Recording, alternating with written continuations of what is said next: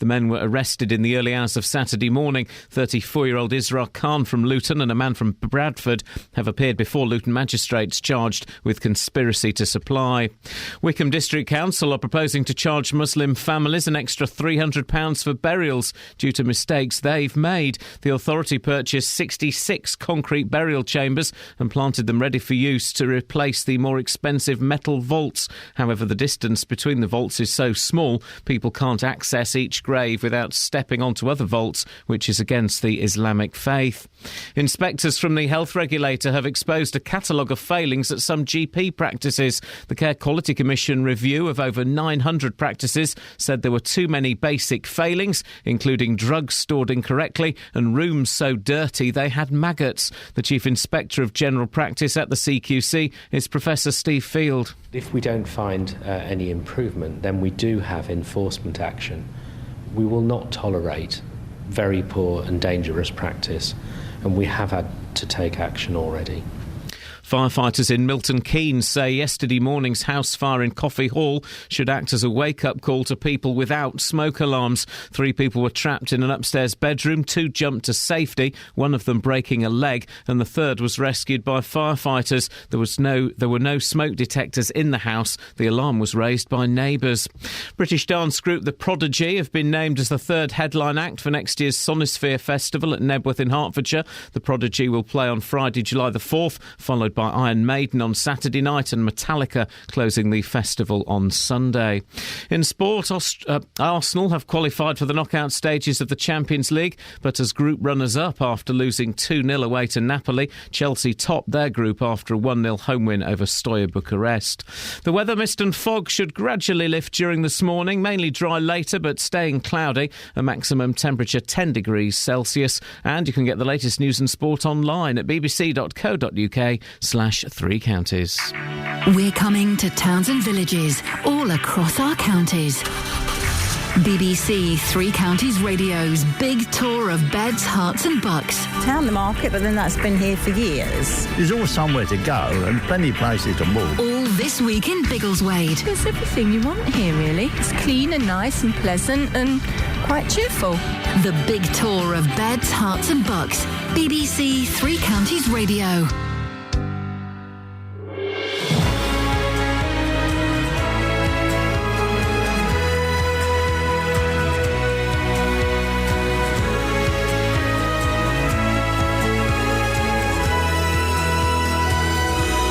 Iain Lee, BBC Three Counties Radio. Very, very busy show this morning. Lots that I think you'll want to talk about as well.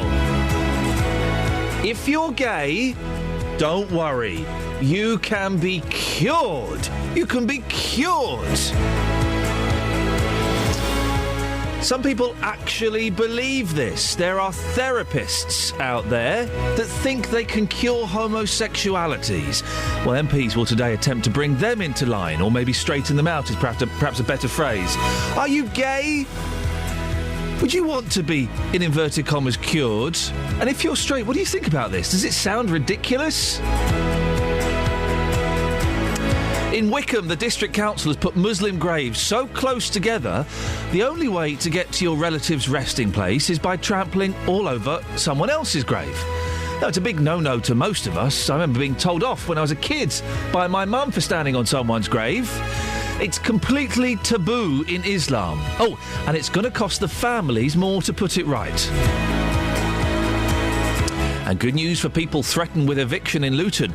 Intrigued? Well, then you weren't listening properly to what Simon was banging on about, because he told you the answers, you muppets. Facebook.com/BBC3CR. You can send me a text, 81333, start your text 3CR, or you can give me a call, 08459 455 555. Across beds, hearts and bucks. This is BBC Three Counties Radio. A new bill will be outlined today in an attempt to regulate a controversial therapy which claims to turn gay people straight. Last year, a Chorleywood therapist, Leslie Pilkington, was struck off for not for attempting sexual orientation change efforts, or SOCHE, but for the way she did it. She told the disciplinary hearing, "We say everybody is heterosexual, but some people have a homosexual problem. Nobody is born gay. It's environmental. It's in the upbringing." Well, do give us a call on your thoughts on this. 08459 455 555. Mrs. Pilkington told us at the time that the establishment was trying to stop therapists working within a Christian framework. Her case was backed by the Christian Legal Centre. Its chief executive, Andrea Williams, joins me now. Good morning, Andrea. Good morning. Why did your organisation step in on this therapist's behalf? Because we very much believe that what she's trying to do is compassionate and caring, and really quite the opposite from the sort of thing that you just outlined there. This idea, this notion, she would never use the language, nor would we, of turning gay people straight. What she did... The language she uses, we say everybody is heterosexual, but some people have a homosexual problem. She's called it a problem. What she says is this, that people come to her, and many people come to her, and what they ask, they're saying, we don't want to live in this homosexual lifestyle. And there are many people that don't want to live in a homosexual lifestyle, and they want to be able to move away from that. That's what counselling does. And are we really saying... So it is a problem. Homosexuality is a problem. Well, it is. So, for instance, Mike Davidson of Core Issues Trust... Who we'll be speaking to later on in the show. Speaking to later on. He was married. He had 2 children, and he wanted to stay within that marriage because he loved his wife. Why he was gay, was he? He would identify himself as having gay feelings. He wouldn't actually... You see, the thing is, again, with what we've allowed is for a certain vociferous lobby in our society today not to actually deprive people of choices. So Mike Davidson would say, yes, like many people at different points in their life, perhaps growing up, have experienced possibly fleeting, sometimes more than fleeting, feelings of same-sex. And there's nothing wrong with that, is there? But the point is, the point about this... Is there anything wrong with that? Is that many people who feel that way do not want to live, do not want to identify. But there's nothing wrong with those. There's nothing wrong with those feelings, is there? Well, we all feel many different things about about lots of things, but actually, that we don't always need to act on those feelings, and many people don't want to act on those feelings. But again, the question: there's nothing wrong with those feelings, is there? If you're attracted to the same sex, there's nothing wrong with that, or is there? Well, but part of being attracted to somebody else is just a part of being human. But you may not want to attract them. So I'm a married woman, and it wouldn't be right for me to, if I had feelings for another man, to act on those feelings. The question again, though, there's nothing wrong with being attracted to someone of the same sex, is there? Or is there? Well, I've just said that it's part of human life to feel attracted to various people, but it's not always the right thing to act upon those attractions. So, as I've said, I'm a married woman. If I felt attraction towards another man, it wouldn't be right for me to act on those feelings. Not talking about acting. I'm just asking the specific question, Andrew, if you don't mind. Is there anything wrong, in your opinion, with being attracted to someone of the same sex? I've answered that. No, you haven't. You haven't. I have answered that. I'd say that actually what we're dealing with. In that case, maybe I'm being. Can I just say that no, very quickly, Andrea, because I would like to talk about this bill. I know you would, and we will get to the bill. We will get to the bill. Code must include a prohibition on gay to straight therapy. Andrea. Yeah. We will talk about that in a second, don't we? We've got plenty of time. But just, maybe I'm being silly at the 9 minutes past 6. I'm misunderstanding your answer. Just a simple yes or no. Is there something wrong with being attracted to someone of the same sex? Yes or no? What I'm saying, and I've said this, yes or no? As human beings, we experience many and various attractions. I'm talking specifically about a sexual attraction to someone of the same sex. Is there something wrong with that, yes or no? It may be part of something that happens to somebody, but the point is whether or not they then act upon it. OK. So if they act upon it, that's when it becomes a problem? What the Bible says is that all sex outside of marriage is contrary to God's purposes. But gay people can marry now. So if you're a gay couple that's married, if you act upon your sexual attraction to someone else, is that a problem? Well, Jesus would say it was so, yes. Where does he say that in the Bible? He outlines quite clearly in Matthew 19 that marriage is between a man and a woman, and that a man and a woman should leave their parents and cleave to one another, and essentially, our marriage vows say this, that what God has put together, that man should not put asunder, but send a man and a woman together, and it's not 2 men and it's not 2 women, and we can't just think in 21st century Britain, let's redefine marriage, suddenly make it to be what we want it to be. So you do think that you do think that being gay is a problem and is wrong. So that you believe that these therapists can cure people. How do they go about doing it? Listen, the bill says the code must include a prohibition on gay to straight therapy. That is tyrannical. That lacks compassion for people that actually want to choose to change. It's a tyrannical bill. It's interesting mentioned... Nobody here is saying, we are not saying that people who are... We're not saying that people who are gay shouldn't practice or do whatever according to the law. You just did. No, I'm saying... Well, you mentioned the bill being tyrannical, but surely what you've just stated about... we can't change the definition of marriage. Law, I'm talking about the law here. I'm talking about what the law is actually saying. The law currently... Okay. But you're saying the law is tyrannical, but then surely some people might consider, and you mentioned lobbying groups, some people might consider what you're saying is tyrannical and bullying. Well, this bill is tyrannical and bullying. I know. In your opinion, some people might say what you're saying. I'm glad that you've agreed that this bill... No, I'm saying I've not agreed, Andrea. Did you not agree that... No, Andrea... Do you not agree that people who are experiencing... do you not agree that people who are experiencing unwanted same-sex feelings and want to move away from them for whatever reason... Perhaps because they want to stay with their wife and their children. So are you saying that these people should not be able to access counselling? Are you really being that tyrannical? Andrea, you keep throwing the tyrannical word around, yet you've ignored the point that I just raised, that some people would consider what you're saying to be bullying, to be tyrannical, and to be homophobic. I'm not homophobic at all, because actually what the Bible says, what Jesus says, is that... each one of us is made perfectly in God's image.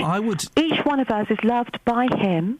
Gay or straight. The best practice, and that's beautiful. The way in which to live, and the way in which to have full sexual expression is within the marriage of a man and a woman. That all sex outside of marriage is not for His purposes. So that's a very clear statement. But what about people? It's certainly not prejudicial against people who have homosexual feelings. What about? It's got a very clear mandate for how we should live. I would suggest that if a gay person is married and has had children, then. How can a gay person be married? How can you just rewrite marriage? I'm talking, Andrea. Andrea, you're not listening. Andrea, you're not listening. Doesn't make it marriage. Andrea, you're not listening. You yourself have brought up examples of people who have gay feelings who are married to women and have children. I would suggest that they have bigger issues than can be fixed by a few counselling sessions, and I think it's a little bit unfair on the wife and unfair on the children. But what about the gay people? Certainly, Mike's wife and his children are delighted that he's gay. That he has stayed with them and that he's not gay at all. He doesn't he's cured identify. Now. He doesn't identify. He does not identify. As he's gay. been cured. He has moved away from his unwanted same-sex attractions. Okay. But what about you are using the language of cure. You are using loaded. It's been described by Leslie Pilkington as a homosexual problem. And if you don't go to therapy to change... you may well want to play me the clip back, and I'd like to hear the context of that, but I've listened to Leslie on many occasions, and she is a loving, here is her quote, woman. Andrea. We say everybody she herself has a gay son who identifies as gay. She knows what it is. Interesting. Here's a quote. We say everybody is heterosexual, but some people have a homosexual problem. So she's using the language of it being... problematic. What about the gay people who don't want to become straight? What about those people? Gay people who actually what they do is they do not act on the feelings. They do not act on their feelings that they may have. But gay people who are gay, who identify themselves as gay, and are more than happy to stay gay. What about those people? Well, we're not interfering with those people. That's the point I was trying to make before you interrupted me earlier. But we're not trying to impose therapy upon anybody. What you're trying to do is shut down therapy for those people who, for whatever reason, want to not to act upon their feelings, that want to live a heterosexual lifestyle, or perhaps want to live a celibate lifestyle. You said an interesting thing there. You said a really interesting thing there, if I can. People who don't want to live and act on their feelings. And that's what it's all about. It's their feelings. And people can pretend to be of a different sexual orientation, can't they? But can you really change someone's sexual orientation, do you think? Mike Davidson is... And we'll speak to Mike later on, but in your opinion... absolutely. I mean, absolutely, people can change their orientation. It's absolutely possible to change orientation, to change actions, to align feelings to actions. Absolutely possible. Of course it is. Because this is the big myth. This is the big myth of the gay lobby. It's a big myth that we are born gay. Andrea, we have to end it there. Thank you very much for your time. Fascinating stuff. Well, you heard Andrea Williams there, Chief Executive of the Christian Legal Centre, believes that you can change your sexual orientation via therapy. 08459 455 555. Gay or straight? What do you think? Can you? Travel news for beds, cards and bugs. BBC Three Counties Radio.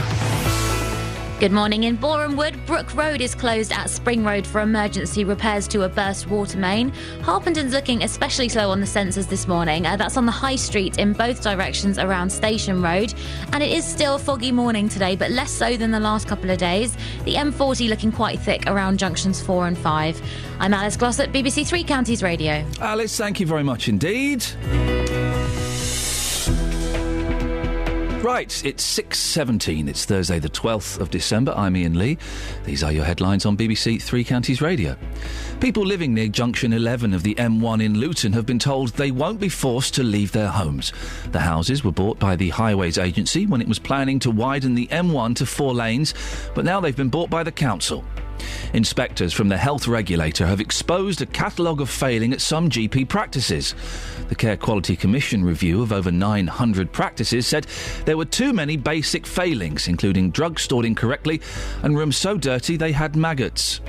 In sport, Arsenal have qualified for the knockout stages of the Champions League, but as group runners-up after losing 2-0 away to Napoli. So, can you cure homosexuality? Let's phrase it slightly differently. Can you change someone's sexual orientation? And would you want it changed? 08459 455 555. BBC Three Counties Radio.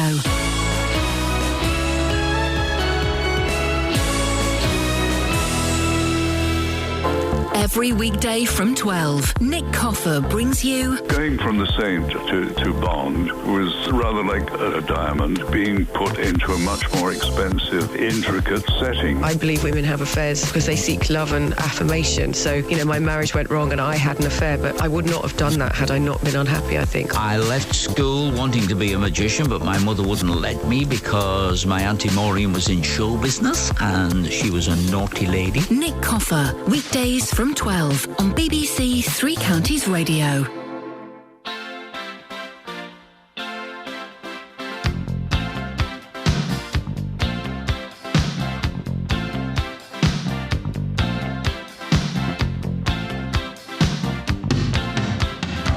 A man walks down the street, he says, why am I soft in the middle now? Why am I soft in the middle? The rest of my life is so hard. I need a photo opportunity. I want a shot at redemption. Don't want to end up a cartoon in a cartoon graveyard. Bone digger, dogs in the moonlight.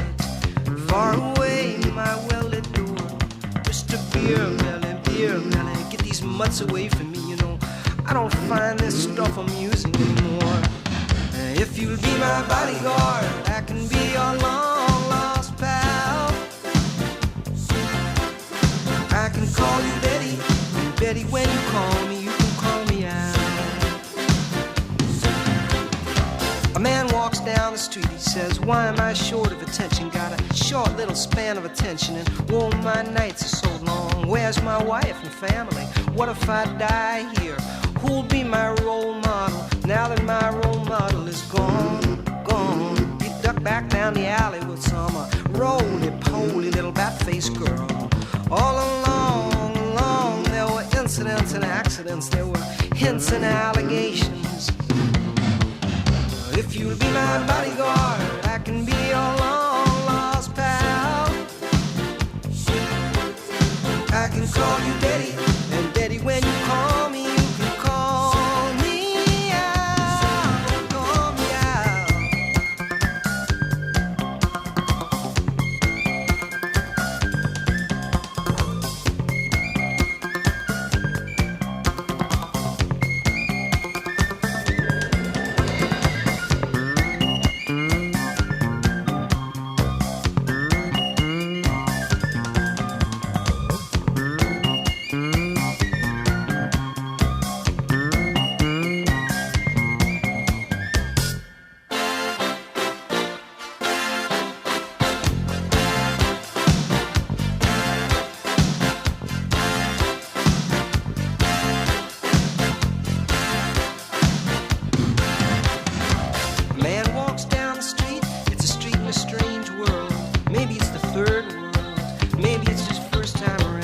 doesn't speak the language, he holds no currency. He is a foreign man, he is surrounded by the sound. Cattle in the marketplace, scatterlings and orphanages. He looks around, he sees angels in the architecture, spinning in infinity. He says, amen, hallelujah, if you'll be my bodyguard, I can be your long lost pal. I can call you Betty, Betty when you call me out, call me, na na na na, na na na na, na na na na, na na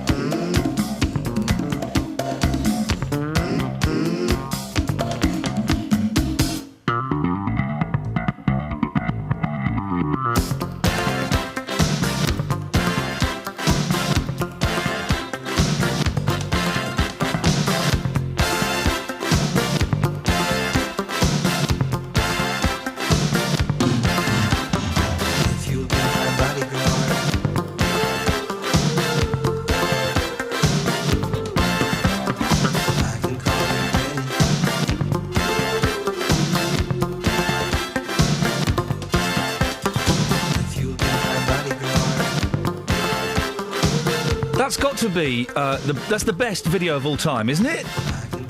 Isn't it the best video of all time? Whoa, what's going on there, guys? What happens in it? Well, Chevy Chase is in it. Chevy Chase is Paul Simon, and Paul Simon is Chevy Chase's bodyguard, and then Chevy Chase plays the trumpet. Well, he mimes. The best video of all time. What, better than Opposites Attract, Paula Abdul and that cat? Oh, for goodness sakes. Where's Dealey? I need Dealey to back me up on this. Let's get Dealey. I'll speak to him after 6:30. I want Dealey, A, to back me up on this, and B, he can go out and find out what people think is the best video of all time. Pop video. Do they still show videos on MTV now? Yeah. Oh, OK. Aha, Take On Me, brilliant. It's not bad. No, it's great. It's not bad. I would suggest, though, that... Dennis, that was the best video of all time, isn't it? Yes. Dennis agrees. I'll agree with anything you say this morning. Thank you, Dennis. If you do, you can have your wife back at 9:05. Thank you very much. Now, what did you call in for, Dennis? Because I think you were on a sticky wicket with that young lady arguing about homosexuality. That was... She was so soaked in the Bible, you couldn't tell her anything. That was Andrea Williams, the Christian Legal Centre's chief executive. Right. Sticky well, I don't wicket, know what her name was, but she was soaked in so much in the Bible, you wouldn't be able to change her from what she said. Oh, no, I wouldn't expect to at all. I enjoyed the debate. Do you think she's right, though, that homosexuals can be... someone's sexual orientation can be changed via therapy? Well, if she's right, then I'd be terrified, because I'm a raging heterosexual and I should hate to be turned into anything else. You get frighten the life out of me. You never get any group saying, we can cure straight people and we can turn them gay. No. It's all a bit one-sided, this traffic. Bit one way. I'm sorry, she's ridiculous. She's ridiculous. There's no way that you can do that. It is difficult, isn't it, when you are discussing something with someone who is quoting the Bible. There is very little leeway. Very little leeway. No, well, the trouble with the Bible is, of course, it was written generations ago. It's been changed so many times since there's so many different languages. After all, the Bible that she's punching is a James Bible. So we've not changed it since King James. Dennis, I've got to keep it short this morning, so we've got a lot to cram in, but thank you as always. 08459 455 555. Now, Muslim families in Wickham could be charged an extra £300 to bury their dead, thanks to a council muff-up. The District Council has installed 66 concrete burial chambers to replace the more expensive metal vaults. The trouble is, the distance between them is so small, you can only access your relative's grave by stepping on someone else's, which is a strict no-no in Islam. Well, our reporter Sophie Soleri has been investigating the problem with the help of her dad. Oh, hello, I'm Sophie's dad. I am a Muslim. And, what was your question? Beneath the ground, in front of us, lay 66 concrete burial chambers ready to be used. Mm-hmm. But they're not in use. We can see now. Mm-hmm. There is no one here. No, just you and I. And that is because of how they're situated. So underneath the ground, the distance between the vaults are too small. They're like an inch apart. Right, okay. So people can't reach the graves without stepping on the other graves. Right, okay. Why is this a problem, Dad?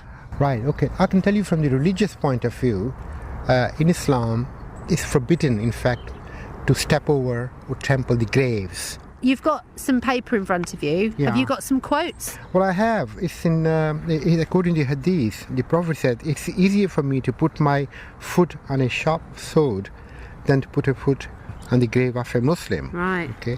Then in another Hadith, he says, I would prefer to put my foot on burning fire, so much so that it burns my shoe and reaches my feet, than putting my foot on the grave of a Muslim. So what would make the situation better then? Well, they should have path between the graves so that people can walk between the graves. Right. Yeah. It's a beautiful setting though. Yeah. Would you like to be buried here? I wouldn't mind at all. It's a beautiful place and I wouldn't mind to be buried here, no.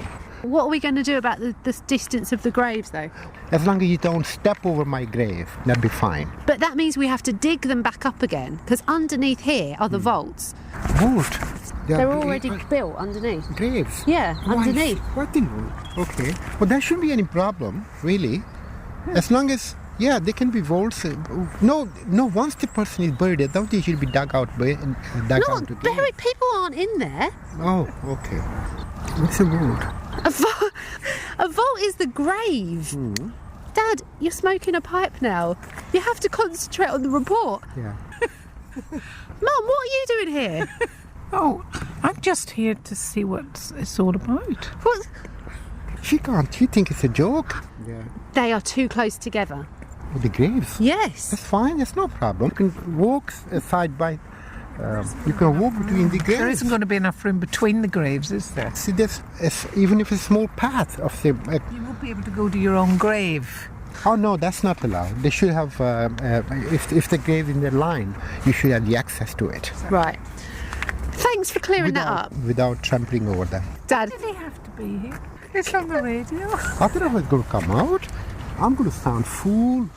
I'm really glad to hear that Sophie and her family were treating that story with the respect it deserves. Unfortunately, Wickham Council were unavailable to talk to us today, but they sent us a statement which is too long to read. So there you go. If you're going to send a statement, make it decent, please. Make it a decent length. Or just come on. Come on. 08459 455 555. If you're gay, you can be turned straight via therapy.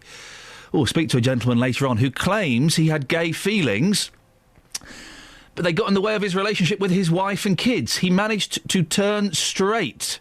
08459 455 555. Travel news for beds, cards and bugs. BBC Three Counties Radio. In Boreham Wood, Brook Road is closed at Spring Road for emergency repairs to a burst water main. And in Luton, the A505 eastbound, that's heading into the centre of town, looking slow on the sensors. Public transport First Capital Connect, the Hertford Loop is suspended. That's between Watton at Stone and Alexandra Palace because of electricity problems. Tickets are being accepted on London Underground and Greater Anglia. I'm Alice Glossop, BBC Three Counties Radio. Across beds, hearts and bugs. This is BBC Three Counties Radio.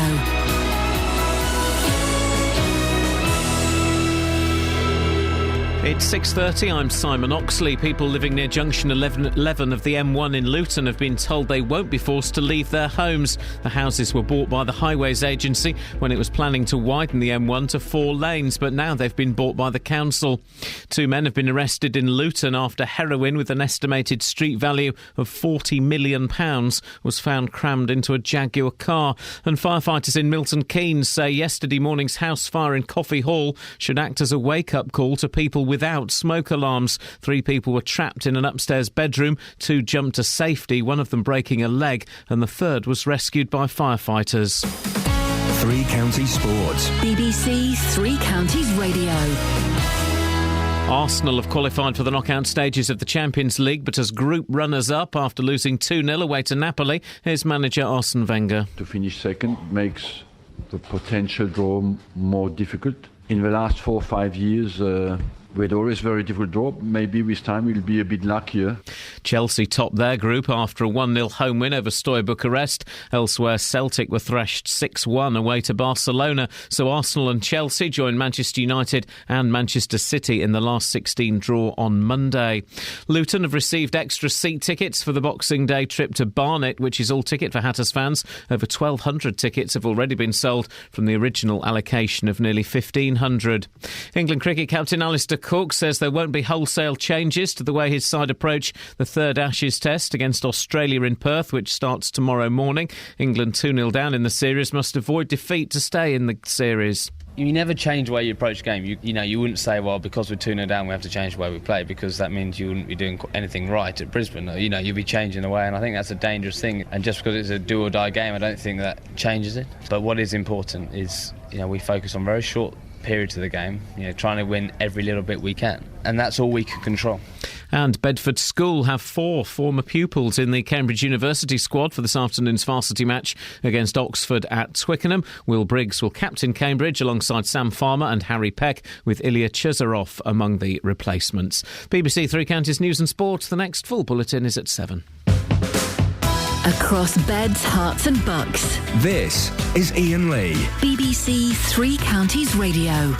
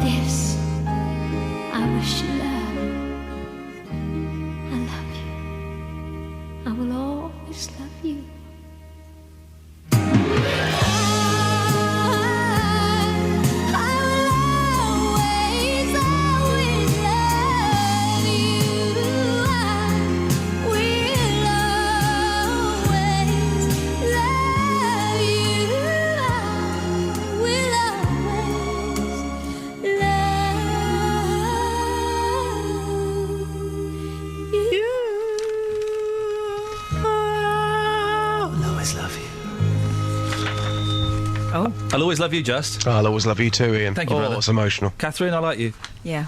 Got a lot of respect for you. Now, we're here to do the newspapers. Shirley, we'll be with you in a second. All right, Ian. You've been booked in. You booked in yesterday to join us in the newspapers. I did. Very excited. All right, stay there. We'll be with you. It's exciting. Shirley's booked in.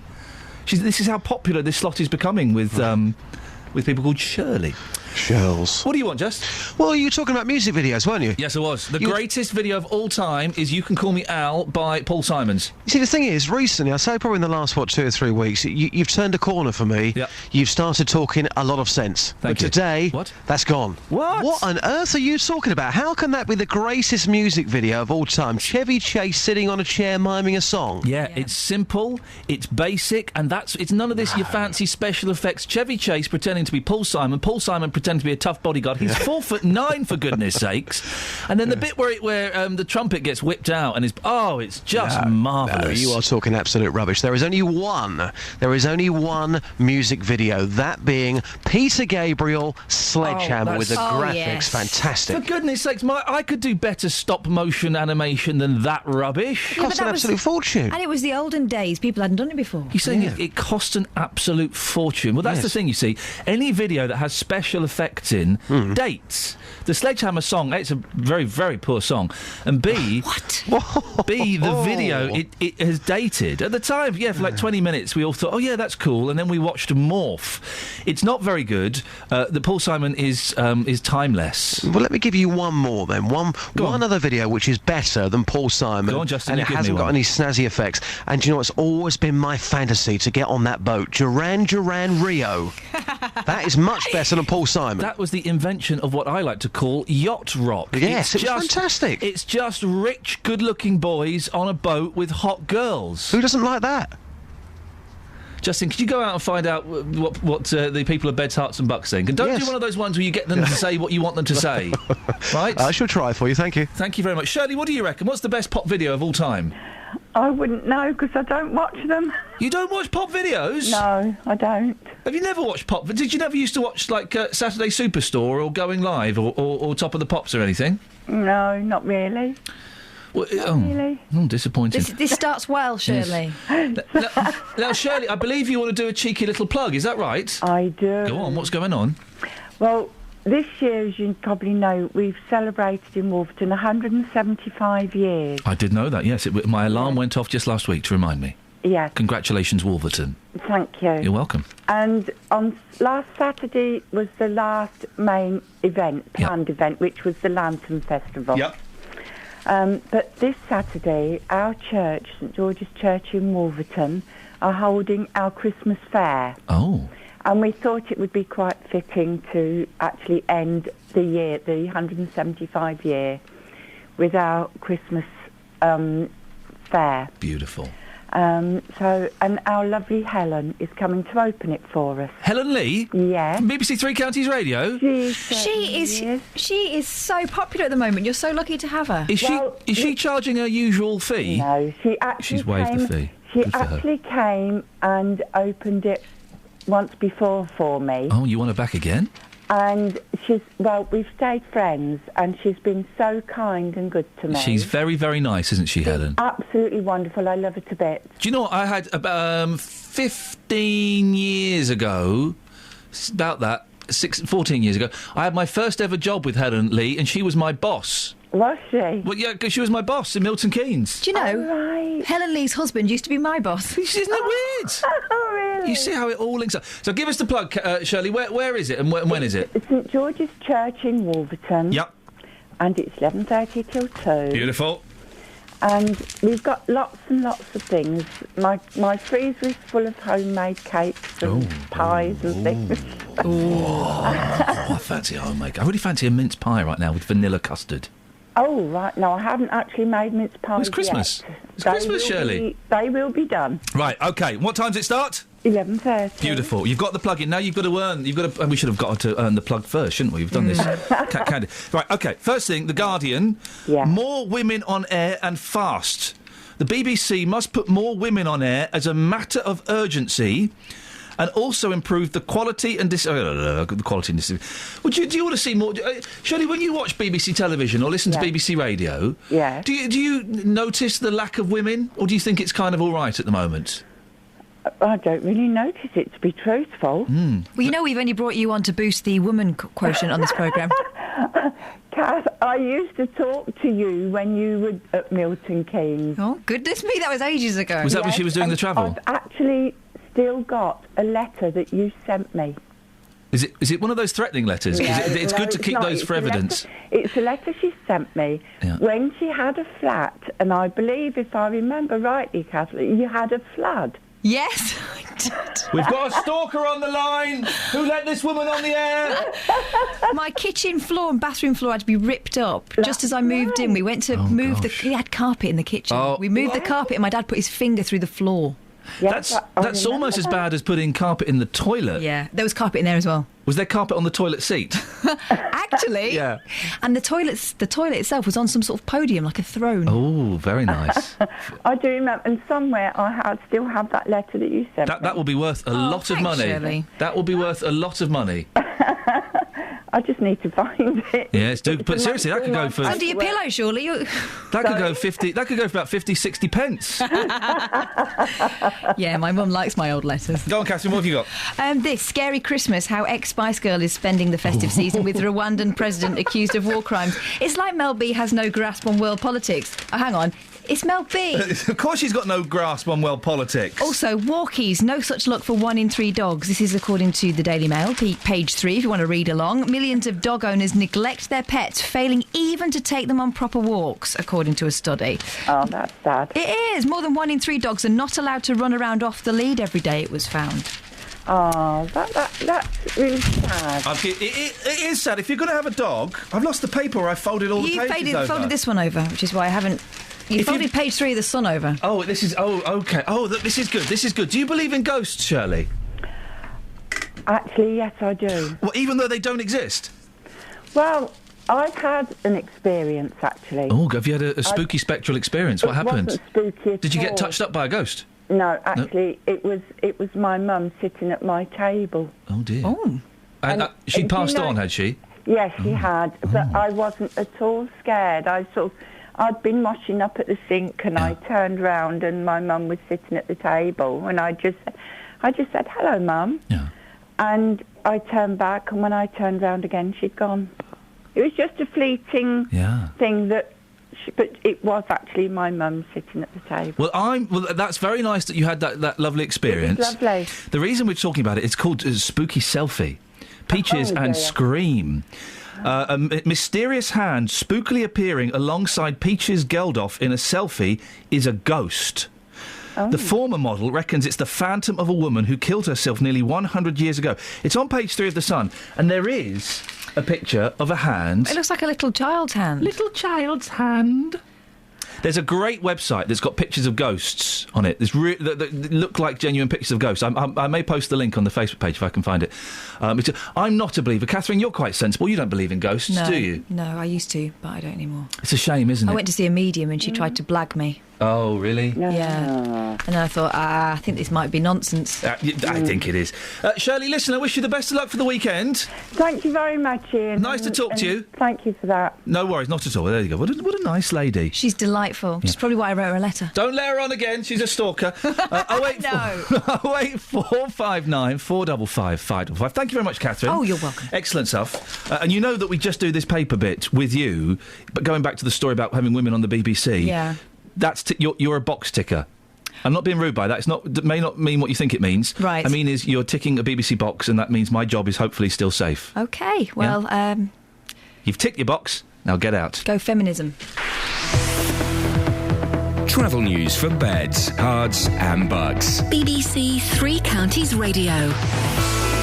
A1M southbound looking heavy now from junction 7 for Stevenage up to 6 for Welwyn. In Boreham Wood, the Brook Road is closed at Spring Road for emergency repairs to a burst water main. And on public transport, First Capital Connect have the Hertford Loop suspended. That's between Watton Stone and Alexandra Palace because of electricity problems. Tickets are being accepted on London Underground and Greater Anglia. I'm Alice Glossop, BBC Three Counties Radio. Thank you very much. Right, it's coming up to 6:46. It's Thursday, the 12th of December. I'm Iain Lee. These are your headlines on BBC Three Counties Radio. People living near Junction 11 of the M1 in Luton have been told they won't be forced to leave their homes. The houses were bought by the Highways Agency when it was planning to widen the M1 to 4 lanes, but now they've been bought by the council. Firefighters in Milton Keynes say yesterday morning's house fire in Coffee Hall should act as a wake-up call to people without smoke alarms. One person suffered a broken leg jumping to safety from an upstairs bedroom. In sport, Arsenal have qualified for the knockout stages of the Champions League, but as group runners-up after losing 2-0 away to Napoli. Coming up, we'll have more about those houses near the M1 that have been saved, and also your thoughts on whether you can turn gay people straight. 08459 455 555. But before that, let's get the latest weather. Beds, Hearts and Bucks weather. BBC Three Counties Radio. Hello, a very good morning to you. Well, we do have some more fog patches around this morning. We've got a Met Office warning out for them as well. It's tending to be a bit patchier than it was yesterday, so something to be aware of if you're out and about driving, but not as widespread as it was yesterday. We've still got some delays, of course, at some of the airports, so do check with your airline before you travel. Now, the fog, where we do have it, will lift and clear by around 10, 11 o'clock, and for the rest of us, it's going to be a bright morning, I think. There will be some spells of brightness out there, and certainly many of us starting the day above freezing, a good few degrees above freezing, depending on how high you are. The higher ground seeing a slightly milder start to the day, towards areas of low ground. Then we've got temperatures below freezing, so there is some patchy frost around. But today is looking dry. It will be a cloudier afternoon, I dare say, but still some spells of brightness. Top temperatures up to 9 or 10 degrees, perhaps, so reasonably mild where we don't have the fog this morning. That's where it is going to feel chilly for most of the day, I think. Overnight tonight, it's going to be a mild night. There'll be a lot of cloud around, perhaps a few spits and spots of drizzle, particularly over the tops of the hills. And then tomorrow sets the scene, really. We've got temperatures up to 11 or 12 degrees tomorrow. Some spells of rain around at times, quite breezy, a very different day. Saturday, for all your Christmas shopping needs, though, is going to be dry, bright and fine. That's the forecast. Thank you. Don't forget you can give me a call. 08459 455 555 is the telephone number. We're asking whether you can be turned straight if you're gay. We'll be speaking to a gentleman later on who claims that happened to him. Barbara's in Stevenage. Good morning, Barbara. Good morning. What would you like to say? I'm going to put the cat among the pigeons. Oh, dear. Oh, go on. What do you want to say? OK, right. Jesus, who did he hang out with? He hung out with the 12 disciples. Are they all fellas? Yes, they were. Yeah. Oh. OK, fine. And the only other person he had dealings with was a prostitute. Right. Do you get a feeling round there somewhere that there's something slightly going wrong? What's the feeling you want me to get, Barbara? Well, I mean to say perhaps he could have been gay, and Judas, or whatever his name was the one who outed him. So you're suggesting that Jesus was gay, and that Judas betrayed him by outing him? Yeah. How about that? Now that's a thought for the Bible, isn't it? It's certainly. I imagine Radio 4 doing that as thought for the day. You're not kidding. Well, but I mean to say that's all he hung out with, fellas. But I hang out with lots of blokes. Oh, I know, but I don't mean not. that. But I mean to say it's just a thought, isn't it? Yes. Really? Do you think going back to the argument that you can be turned straight if you're gay? No.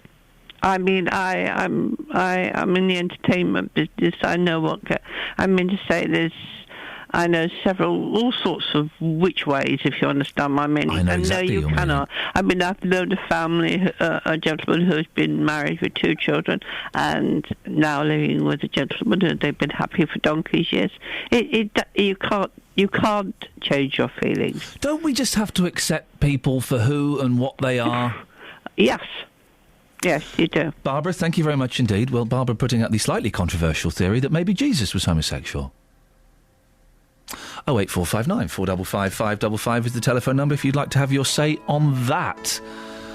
Oh dear, oh dear, oh dear, oh dear. I'm going to be in so much trouble.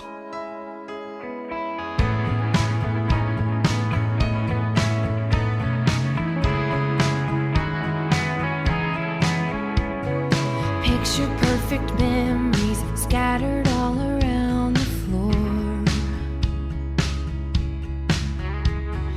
Reaching for the phone 'cause I can't fight it anymore. And I wonder if I ever cross your mind. For me it happens all the time. It's 1:15. I'm all alone and I need you now.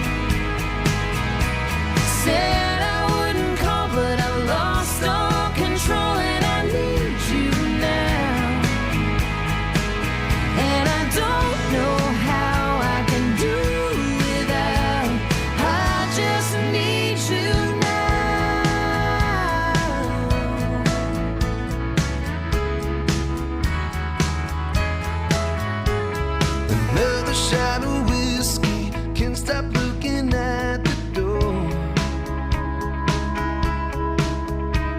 Wishing you come sweeping in the way you did before.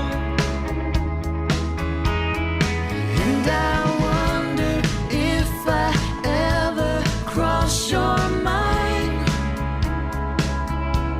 For me it happens all the time. It's a quarter after one, I'm a little drunk and I need you now. Said I wouldn't call, but I lost all control and I need you now. And I don't know how I can do without. I just need you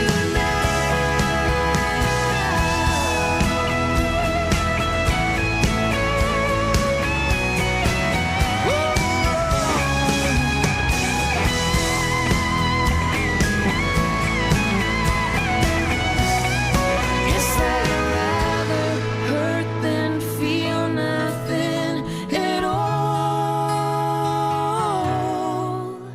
It's a quarter after one, I'm all alone and I need you now. And I said I wouldn't call, but I'm a little drunk and I need you now. And I don't know how I can do without. I just need you now.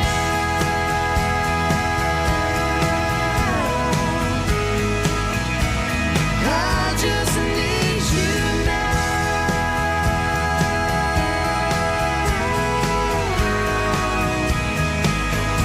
Morning! Iain Lee, BBC Three Counties Radio. I have a feeling today's show is going to be feisty.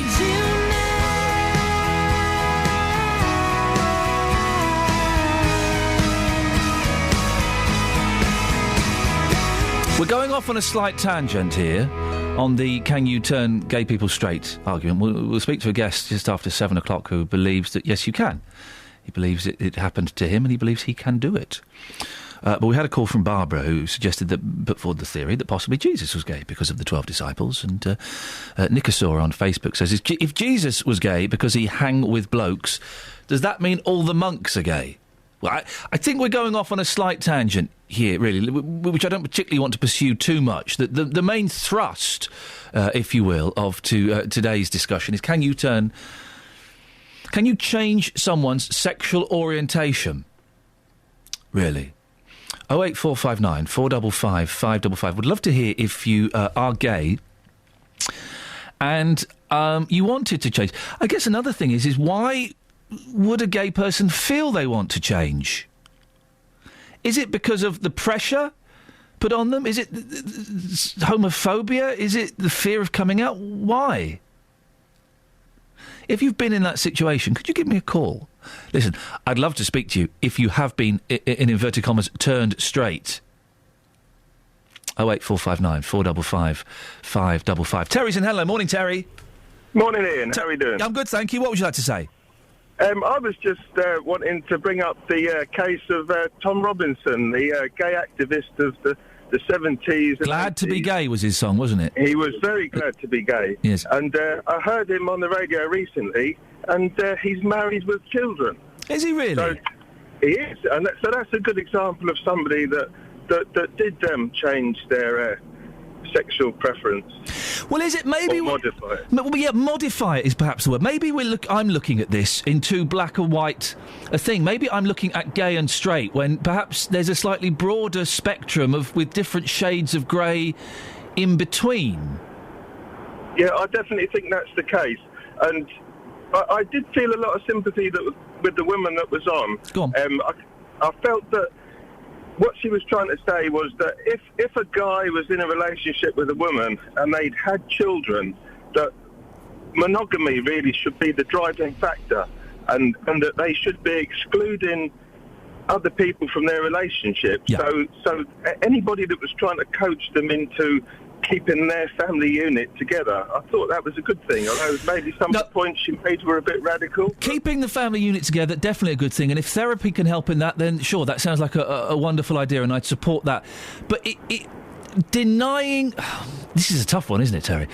It is tough. Encouraging someone to deny their underlying sexual feelings. I don't know if that's possible to do that. Well, I mean, if you drew a different strain of thought, like say, I'm married and you're married as well. You still have sexual attractions to other women. Yes. But you suppress them feelings because you're married to one person, and I think it's not. But you don't need therapy to suppress those feelings, do you? I think maybe if I don't know, but maybe if you're sort of like maybe bisexual, maybe it's more difficult. Maybe. Terry, I appreciate your input. No, I don't know. This is a confused. It's not a simple yes or no answer here, is it? I don't think. No, and like say Tom Robinson, he's the proof of that, because you couldn't have got anybody that was more proud to be gay. Yes. And now he's a dedicated family man. Terry, I appreciate your call this morning. Thank you.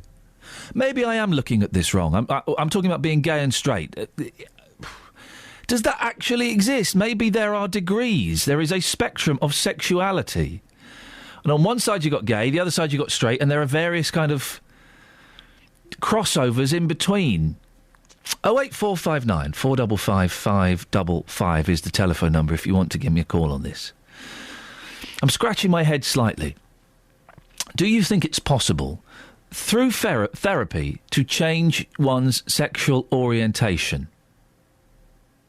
And should therapists be allowed to talk about writing the, in quotes, homosexual problem? I guess that makes me slightly uncomfortable, calling it a problem. Is it? And if it's coming from a religious Christian background, whereas we heard from our first guest that homosexuality is wrong. Jesus said so. If it's coming from that, is that what's leaving a bad taste in my mouth? 08459 455 555. Travel news for beds, cards and bugs. BBC Three Counties Radio. The M25 starting to look busy now, anti-clockwise. That's between 20 for Kings Langley and 19 for Watford. Also struggling between 17 for Maple Cross and 16 for the M40. The A1M southbound, heavy at junction 8 for Stevenage, down to 6 for Welwyn. And on public transport, First Capital Connect have a replacement bus running on the Hertford loop between Watton-at-Stone and Gordon Hill. Tickets are being accepted on London Underground and Greater Anglia, though. I'm Alice Glossop, BBC Three Counties Radio. Thank you, Alice. It's going to be busy on the phones this morning. There are a couple of lines free, so now is an excellent time to give me a call on this. 08459 455 555. And on a lighter subject, you can call me Al, Paul Simon. Best pop video ever. Local and vocal across beds, hearts and bucks. This is BBC Three Counties Radio.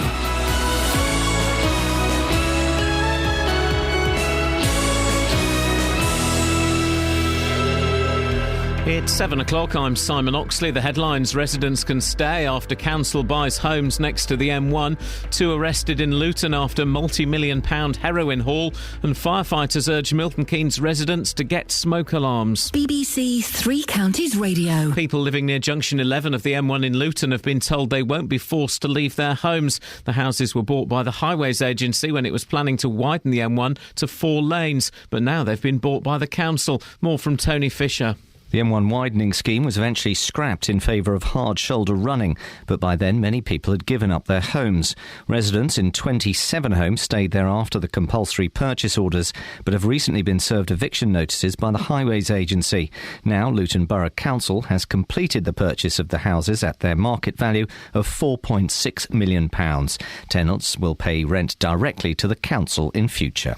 2 men have been arrested in Luton after heroin with an estimated street value of £40 million was found crammed into a Jaguar car. The National Crime Agency say the car was discovered in Essex on Friday evening and the men were arrested in the early hours of Saturday morning. 34-year-old Isra Khan from Luton and a man from Bradford have appeared before Luton magistrates charged with conspiracy to supply. Firefighters in Milton Keynes say yesterday morning's house fire in Coffey Hall should act as a wake-up call to people without smoke alarms. 3 people were trapped in an upstairs bedroom. 2 jumped to safety. One of them them breaking a leg, and the third was rescued by firefighters. There were no smoke detectors in the house. The alarm was raised by neighbours.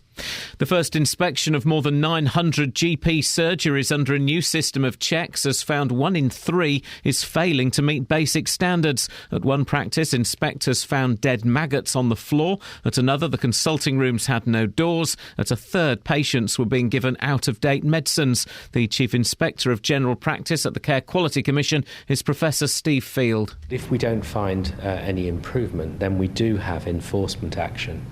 We will not tolerate very poor and dangerous practice, and we have had to take action already.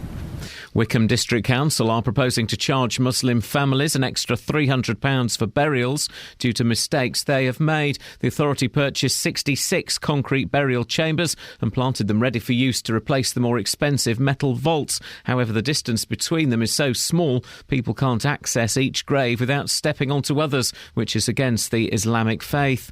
British dance group The Prodigy has been named as the third headline act for next year's Sonisphere Festival at Nebworth in Hertfordshire. The Prodigy will play on Friday, July the 4th, followed by Iron Maiden on Saturday night and Metallica closing the festival on Sunday. In sport, Arsenal have qualified for the knockout stages of the Champions League, but as group runners-up after losing 2-0 away to Napoli. Chelsea topped their group after a 1-0 home win over Steaua Bucharest. The weather, mist and fog should gradually lift during the morning, mainly dry later, but staying cloudy, a maximum temperature 10 degrees Celsius. And you can get the latest news and sport online at bbc.co.uk/3 counties. BBC Three Counties Radio's big tour of beds, hearts and bucks. All this week in Biggleswade. To me, this is lovely. Market Square. There's always something going on in Biggleswade. It's growing now. I think it's got a good mixture between independent shops and multiple shops. And people talk to you. For a little town, there's more or less everything you can get. The big tour of beds, hearts and bucks. All this week in Biggleswade. BBC Three Counties Radio.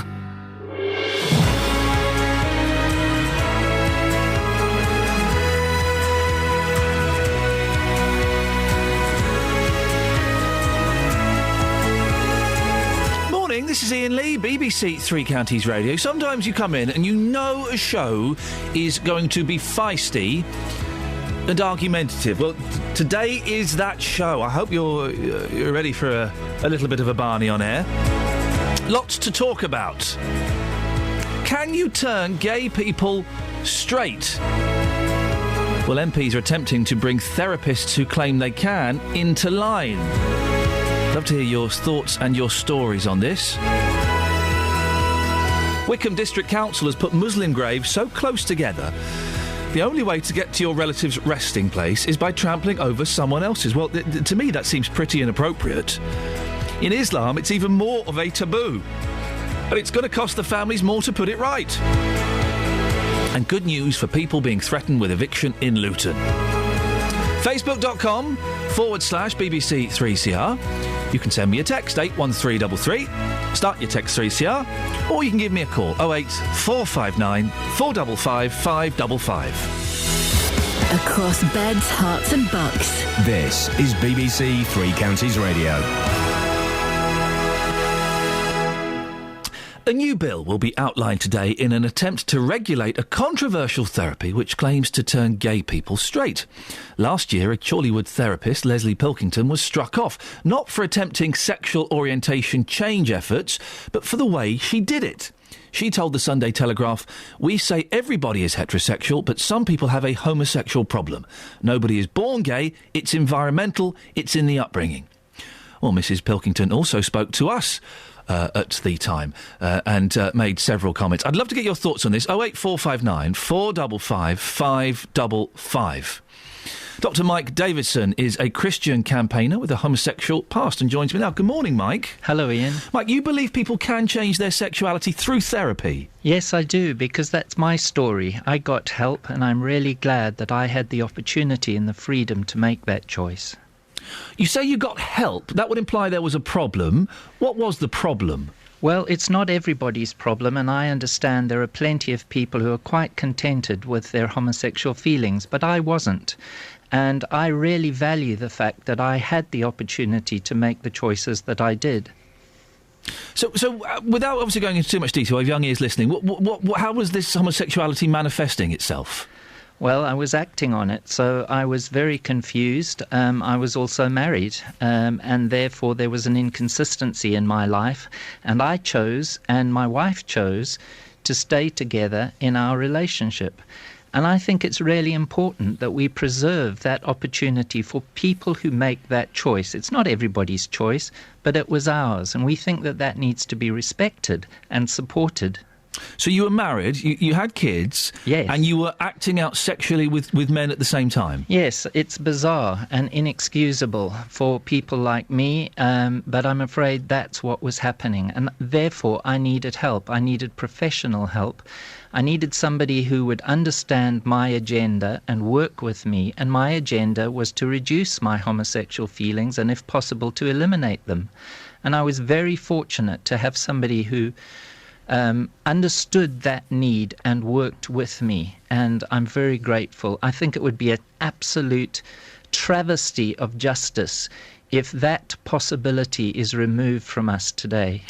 Your feelings to act out with men were stronger than your Christian faith.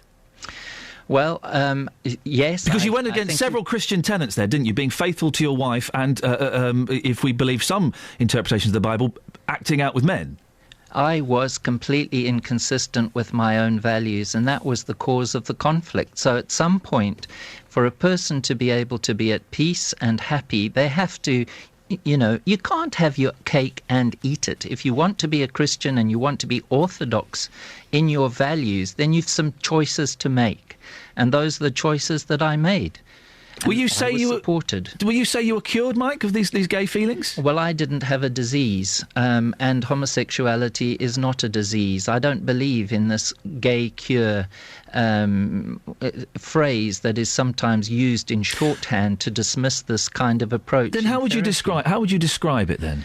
It was therapeutic support. It was looking at all sorts of aspects relating to me as a person and getting alongside with me and supporting me, mentoring me, helping me to understand my past, helping me to discern the pathway that I wanted to go. That's just good support, and because I received that, I received help and direction. I do not regret it for a minute. Give me a couple of examples of the things, the work that you did to make this transformation. Well, I had body image issues. I needed to work on those. I had a certain abuse that took place in my life at some point that I needed to look very closely at. I had blamed myself. That's not perhaps what happens with everybody in this situation, but that's what happened to me. So I needed to understand that I was not to blame for that situation. That was somebody else imposing something on me. How long ago did this happen, Mike? Did you get this treatment? This is an ongoing thing. There's a maintenance issue for me.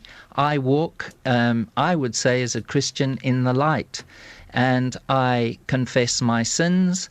I look at my thought life. I am concerned about all of the issues that would take me in a direction that I don't want to go. And you know what? I really don't want to be told that I'm inauthentic or that I'm hypocritical or I'm just a repressed gay. I am a man who acted in a direction that I don't want to continue with, and I haven't. Do you still have sexual fantasies about men? No, very, very, very rarely. I do not have the emotional template that I once had that made me vulnerable and made me look for attention from a man. But so you still do have, you still do have occasionally fantasies about men, and you find men attractive. That would imply, Mike, that you haven't been turned straight. And I've got an email from Ian Murphy, who's listening to this. He says, this gentleman's bisexual who's not sleeping with blokes anymore. He's deluded. What's wrong with being bisexual? Really, that's strong language, isn't it? It is very strong. Somebody deluded because they have taken a pathway that they feel is right for them. No, it's not about bisexuality, heterosexuality or homosexuality. It's about behaviours and about a lifestyle choice that I made. I didn't choose my feelings, but I have choices around my feelings, and I've gone in the direction that is consistent with my values. It may not be the values of the caller or the person who's emailed you, but they were mine. Those need to be respected in society. What's wrong with having fantasies about men whilst being married, as long as you're not acting out on them? For some people, absolutely nothing. It's not what we have in our thoughts, it's what we act on. The Bible is concerned about the way we act. But, you know, I don't... you've asked me something here. I have been personal in sharing some things with you. It would be totally unfair to now try and quantify the fact that I said that I have occasional thoughts. I mean very occasional. Are you telling me that people who are predominantly heterosexual, to use that term, have never had thoughts in the other direction? I simply don't believe it. Human sexuality is extremely fluid. We have all sorts of feelings all the time. But the truth is, we can all decide the direction that we want to go in. We're not victims, and I think therapeutic support is absolutely in line with helping people and respecting their right and their access to help. This bill that is coming in, I'm afraid, lacks compassion for those people, and I'm concerned that there is a level of tyranny here that denies people a basic freedom to achieve what they want to in life. And I think any person, whether they are gay, straight, bi, or however they label themselves, ought to be very concerned about politicians forcing a specific view about this. But then isn't that, this again, the word tyranny's been mentioned, isn't that what some hardline Christians do in their condemnation of homosexuality? Well, hardline Christians who lack compassion and fail to reflect the voice and the love of the Lord Jesus Christ to all men and women are failing in a fundamental way. We are not in support of that at all. We are talking about protecting human freedoms, anybody's human freedoms, the freedom to be gay and to have that affirmed if that's right, but for that individual. I have my views about that. I don't think that's the best way to live, but we, all of us, irrespective of our faith position, need to respect other minorities in the country, and that's what we're asking for in the recognition that this bill is going to shut down an opportunity for some people. Regulate therapists. Make sure they're properly trained, encourage them to be properly supervised, but to ban it is going to mean that vulnerable people are actually forced to go to backstreet therapists and will be more vulnerable from that point on. Finally, Mike, final question. Does this therapeutic treatment to help people realign their sexuality, does it work for everyone? No. The evidence that we have in the scientific literature says that for some people it's possible and for other people it isn't. And therefore, to give anybody false expectations would be extremely dangerous to do that. It's good to explore things with people and help them to understand the limitations, but we cannot deny them the right and the freedom to begin to seek that. Mike, I appreciate your time this morning. Thank you very much. That's Dr. Mike Davidson. He's a Christian campaigner with a homosexual past. You've heard his story. He puts forward a very rational and feasible argument, doesn't he? What do you think? 08459 455 555. This kind of therapy, should it be encouraged? Should it be more regulated? Can gay people be turned straight? It's interesting that Mike says he still occasionally has fantasies about same-sex relationships, which says that it's not a complete transformation. Is he? Well, is someone like that? Let's not speak necessarily specifically about it. Is someone like that living in denial? The fact that maybe they're bisexual? 08459 455 555 716. Let's get the travel news now.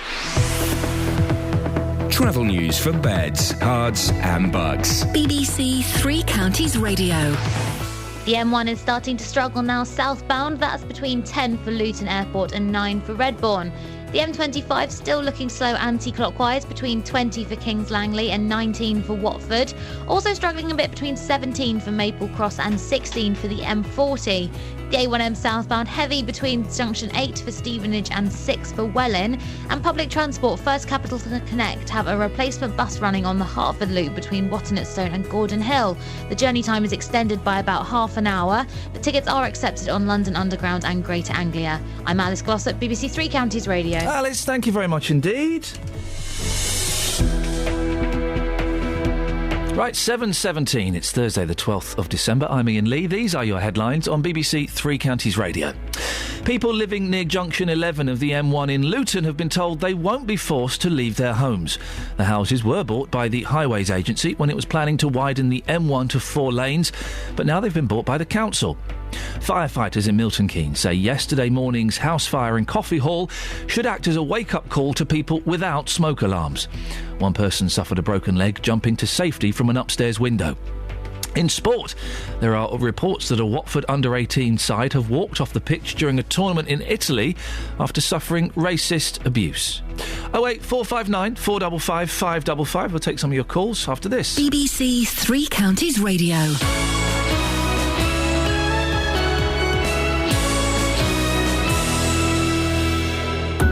Roberto Perroni. We are really good at work for 1 hour. Tell you what, if my turkey's not a big fat one for Christmas, I'm going to be very disappointed. If you've got small children or you're a small person, i.e. dwarf, dressed as a rabbit going to a fancy dress party, you are perfectly safe. Roberto Perroni. Bird watchers in Buckinghamshire have heard that a pair of falcons will breed there over winter. And we can all say, gentlemen, God bless Leighton Buzzard and that Wonderbra. What an amazing invention. Weekdays from 3. Good afternoon. This is BBC Three Counties Radio. I'm Roberto Perroni. Across beds, hearts and bucks. This is Iain Lee. BBC Three Counties Radio. John is in Milton Keynes. Good morning, John. What would you like to say? Good morning to you, Iain. First of all, regarding the woman from the Bible punching class who phoned you this morning, or spoke to you this morning. That was Andrea Williams, who was from the Christian Legal Centre. And she'd have about as much luck as changing a dog into a cat by the Bible, wouldn't she? You are what you're born and what you're made to be, so... What about some people, John? What about the last guest who found it a problem, who decided that his gay feelings were a problem? He was married, he had kids, and yet he was going and acting out, we won't go into any more detail, with gentlemen. What about people like that? Yeah, I think that is more one of confusion more than anything else, feeling comfortable within yourself. I mean, I have a different sexual orientation problem, and I wondered how your guest earlier on would handle that, because like a lot of people, she's seen, especially from the Bible punching brigade, that there's only black and white, you know. Now, as you said yourself a few moments ago, that there's many colours of orientation from one extreme to the other, and I'm in the middle, and we don't, quite a large majority of us who don't jump up and down and have parades, and we've had to come to terms ourselves with our, if you like, orientation, and that's being asexual. Oh, so you have no sexual feelings at all? Is that right? Not now, put it that way. Right. I mean, when I was a young man, I was confused myself. Yeah. I wasn't confused about being homosexual or anything, but I found it difficult, and I thought it was because I was shy, and I was sort of 16 in the 60s when everything was active and, you know, there's plenty of young ladies around, and I hung around with a sort of group of guys and friends the same age, about 12 of us, and because the contemporary attitude was you go chasing after girls.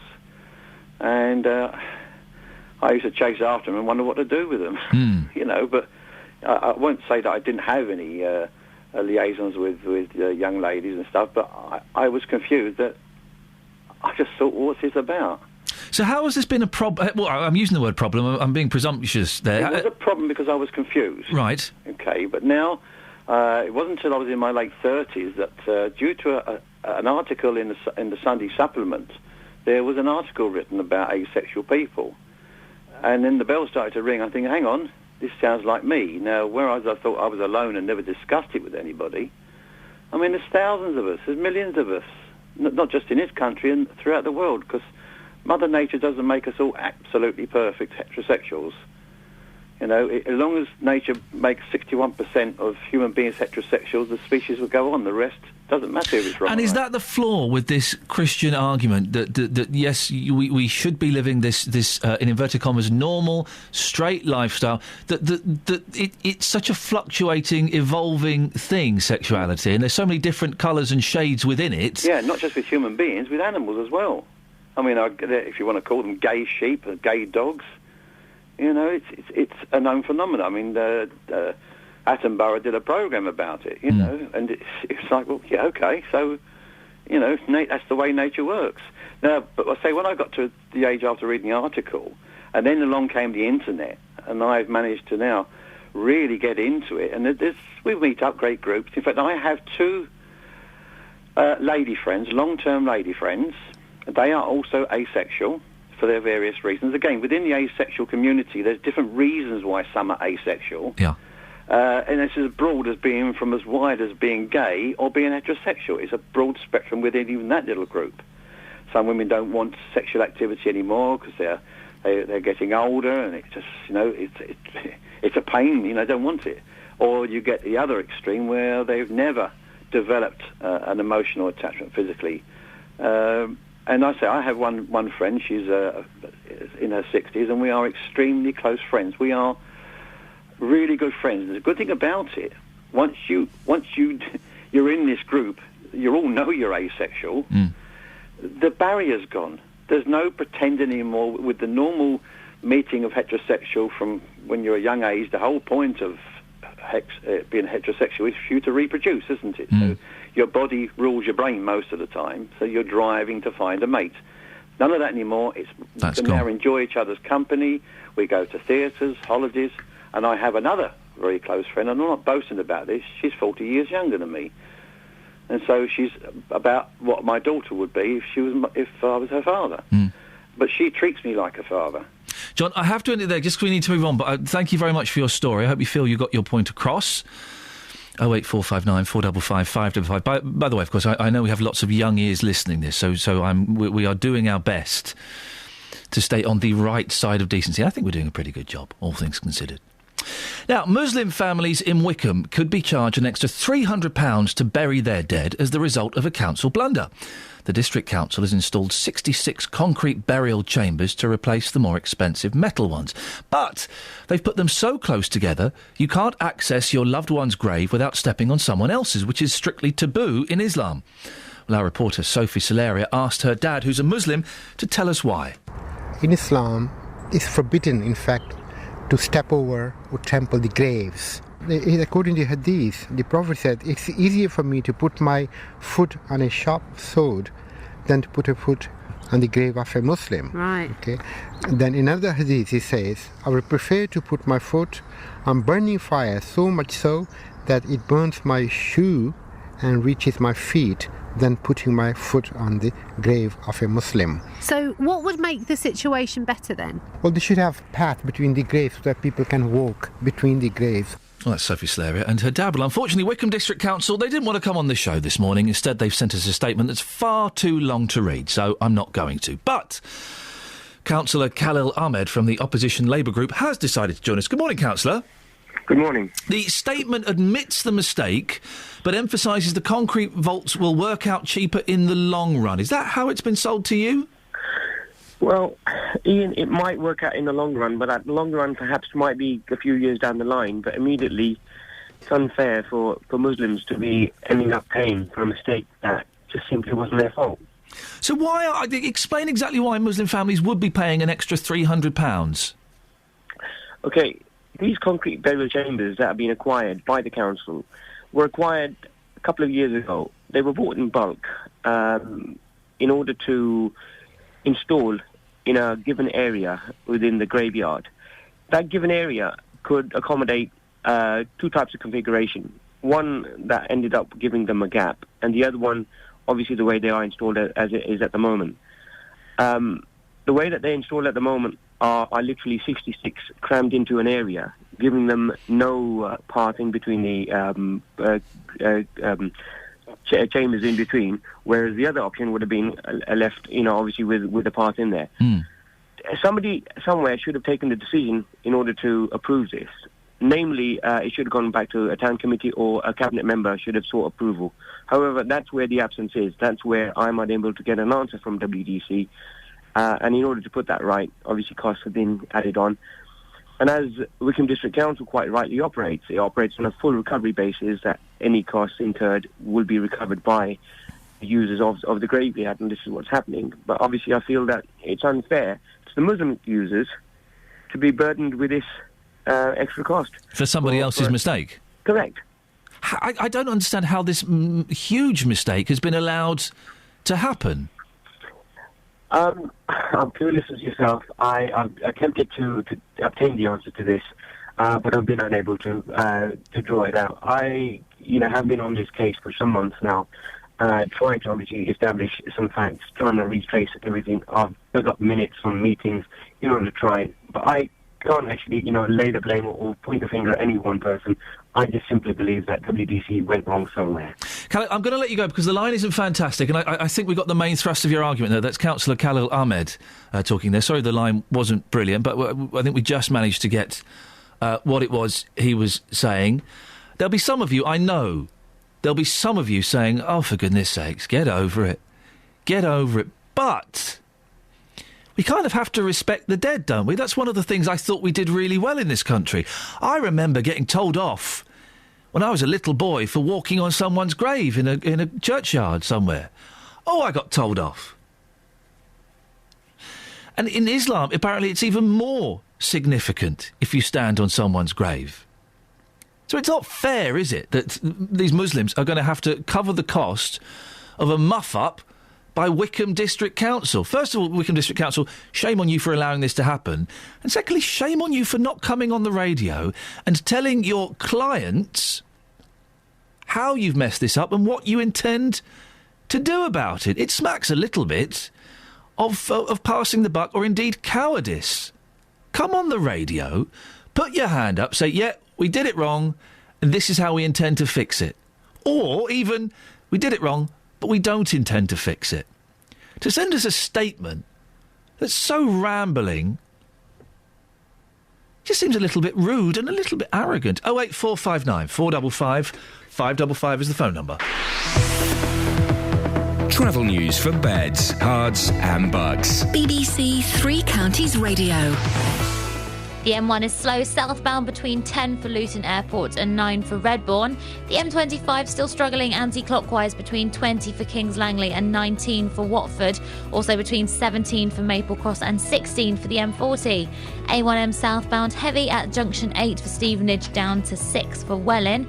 And in Clop Hill, the A507 westbound looking slow on the sensors at the junction with the A6. On public transport, First Capital Connect have a replacement bus running on the Hertford Loop between Watton Stone and Gordon Hill. Journey time there is extended by about half an hour. Tickets are being accepted on London Underground and Greater Anglia, though. I'm Alice Glossop, BBC Three Counties Radio. Alice, thank you very much. We mentioned in the bulletin a few minutes ago about the Watford under-18 side having walked off a pitch during a tournament in Italy after suffering racist abuse. If you were there, or a friend or a relative was there, or maybe one of your kids or grandchildren were playing for that team, and you know anything about that, could you give us a call? I think Catherine's busy chasing up some guests on that at the moment. I am. I've just spoken to John Marks, who commentates for Watford for us. Yep. And he says he's going to go over to the club and find out, because at the moment it's just Twitter talk. It's just Twitter talk, it's just rumours. If you know anything more concrete about it, could you give us a call? 08459 455 555. 7:30 News and Sport now with Simon Oxley. Across beds, hearts and bugs. This is BBC Three Counties Radio.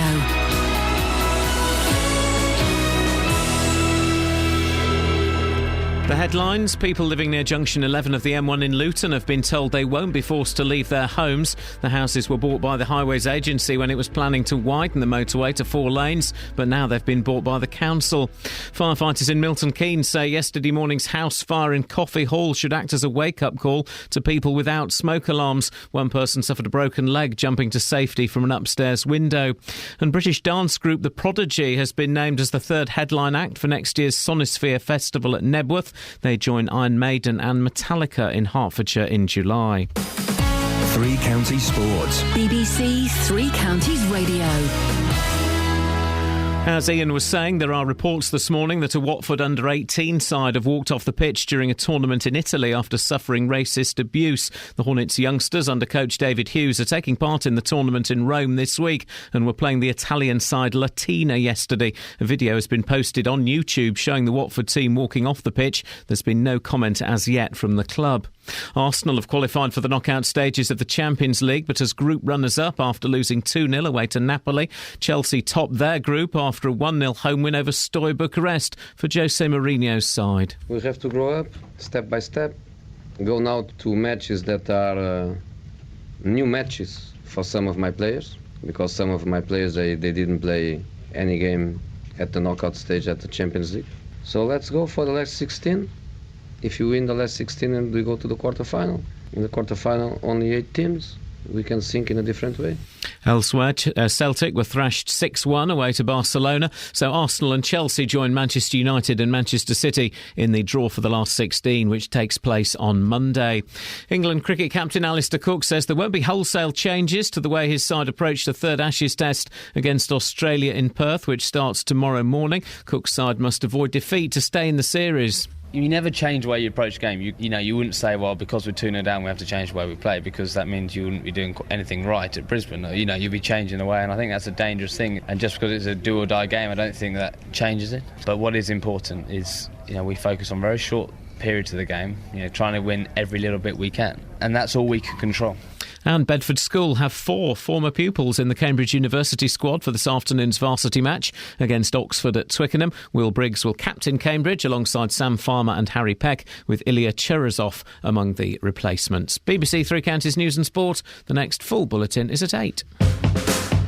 Across beds, hearts and bucks. This is Iain Lee. BBC 3 Counties Radio. Again, if you know anything about that Watford under-18 match in Italy, where apparently the team walked off because of racist abuse. We don't know if that's true or not. It's just on the internet. And here's something I've learned. Don't believe everything you read on the internet. If you know anything about it, maybe you were there. If you're there and you're listening in Italy, well, more fool you. Maybe one of your kids or your grandkids was playing in the team. Maybe you've got a friend who was there. Do give us a call. 08459 455 555. Also this morning, continuing the discussion about whether you can turn gay people straight. We've spoken to a gentleman who claims it's happening to him. The process perhaps not complete, or maybe that's as good as it can be. It's coming from Christian groups who, of course, lots of Christians believe that homosexuality is a sin. Well, what do you think? If you're gay, would you want to be turned straight? And if you're married to a woman and you've had gay fantasies, or you've acted out in situations like that, give us a call, 08459 455 555. I know we have a lot of young people and young children listening. I will make sure that we steer this ship on the right side of the water. What? Basically, we won't get too dirty. We'll keep it clean and safe for young ears. Now, earlier on this morning, I had a furious argument with my team. There was a furore created because I spoke fact and sense, as I often do, and I made the factual statement that the "You Can Call Me Al" video by Paul Simon, the one with Chevy Chase, gurning in it and mugging to camera. He's miming. He's pretending to be Paul Simon. I've never watched anything so boring in my life. How about that? No, that's interesting. I'm saying that is the best music video of all time. Kelly Betts, what do you think is the best? If you don't think that's the best one, then give me a suggestion. Is it Jake Bugg? No, Stephen Redbourne and myself both agree on what the best video is. It's got to be Frog Chorus, surely. Well, let's find out what Steve says. Stephen Redbourne, what do you think it is? Thriller. Oh. Definitely Yeah. Thriller. Absolutely. Especially the 14-minute version. You're so predictable. Yeah, it's like a mini film. Can you still do the weirdest one, Ian? Yes. It's got to be Lady Gaga when she's dressed up as a mermaid. I've never heard a Lady Gaga pop song. I don't know anything she sings. Good for you, mate. I don't know anything about her. She dresses up as a mermaid, does she? She dressed up as a mermaid. It's really weird. That's the weirdest one I've ever seen. But Michael Jackson's Thriller, I mean, it was exciting at the time. I remember, I think Channel 4 showed it about midnight or something ridiculous than that. It's him doing basically he's doing the Backstreet Boys dance, isn't he, with his arm? I think Michael Jackson did it first. Yeah, whatever. He's pretending to be a zombie and then attack a woman. Really? Yeah, he ended up a zombie, didn't he? He what? He ended up a zombie, didn't he? I believe he did. I think he's still roaming the streets somewhere of Los Angeles. Steve, thank you very much indeed. He's wrong. He's wrong, of course. He's not. Thriller's so predictable. The black and white video that you're talking about is of two men, one giant, one quite small, playing the saxophone and then just moving their shoulders. Can we just say to anyone is that better than Thriller? Is over 5'8", she's encompassing you with the giant category. Because how tall are you? 4'11". Yeah, same height as Peggy Mitchell from EastEnders. Okay. And Judy Garland. Okay. Apparently Kylie Minogue. The thing is, Shakira. The thing is, you're having a go at it for its simplicity, but the best ideas are simple. Pac-Man is one of the best games in the world. How many buttons? Here we go, Catherine. Question for you: how many buttons has Pac-Man got? One, isn't it? None. It's got no buttons. It's got a joystick. It's got a joystick. That's it. And yet it's one of the best, most enduring games of all time. You don't need big, fancy budgets. You don't need huge choreographed things. You don't need any of that stuff to have a good video. All you need is two middle-aged men miming. Yeah.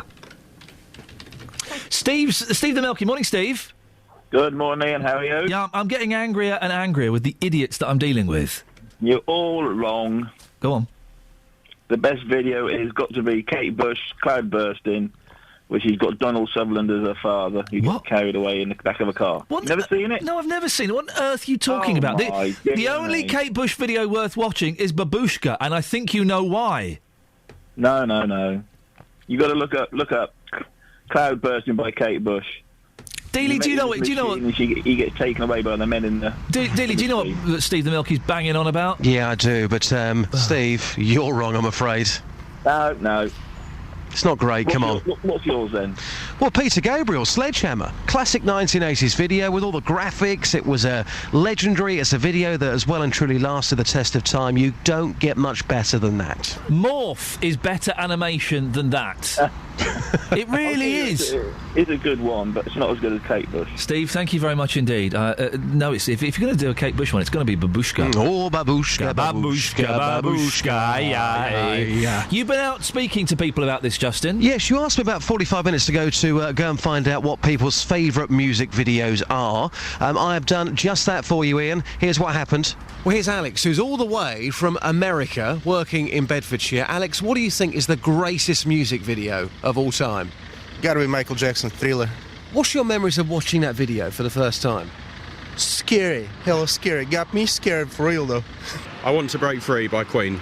I mean, it was breakthrough. I mean, you wouldn't normally see men in drag doing music videos, but Queen were flamboyant. They got away with it. So you're honestly telling me you've never done this? At the weekend, you've never put a wig on, got into a lady's dress and done a bit of hoovering? Unlike you, Justin, I haven't, no. Have a good day. Michael, you're from Leeds, you're from Yorkshire. I take it you're working down here, yeah? Yeah. OK, what do you think is the greatest music video of all time? Christina Aguilera, Dirty. I don't think I need to ask why, do I? No, it's Teenage Dreams. OK, and your second favourite music video? Hard to think. Nothing really sticks out in my mind. Thriller, Michael Jackson? Oh, yeah, it's not bad, yeah. I had that on VHS. Queen Bohemian Rhapsody? I haven't seen that one. Oh, you haven't seen Queen Bohemian Rhapsody? I'll YouTube it later. Seriously, you need to watch it. What happens in Yorkshire if you haven't seen Bohemian Rhapsody? I don't know, yeah. I don't have time to watch music videos.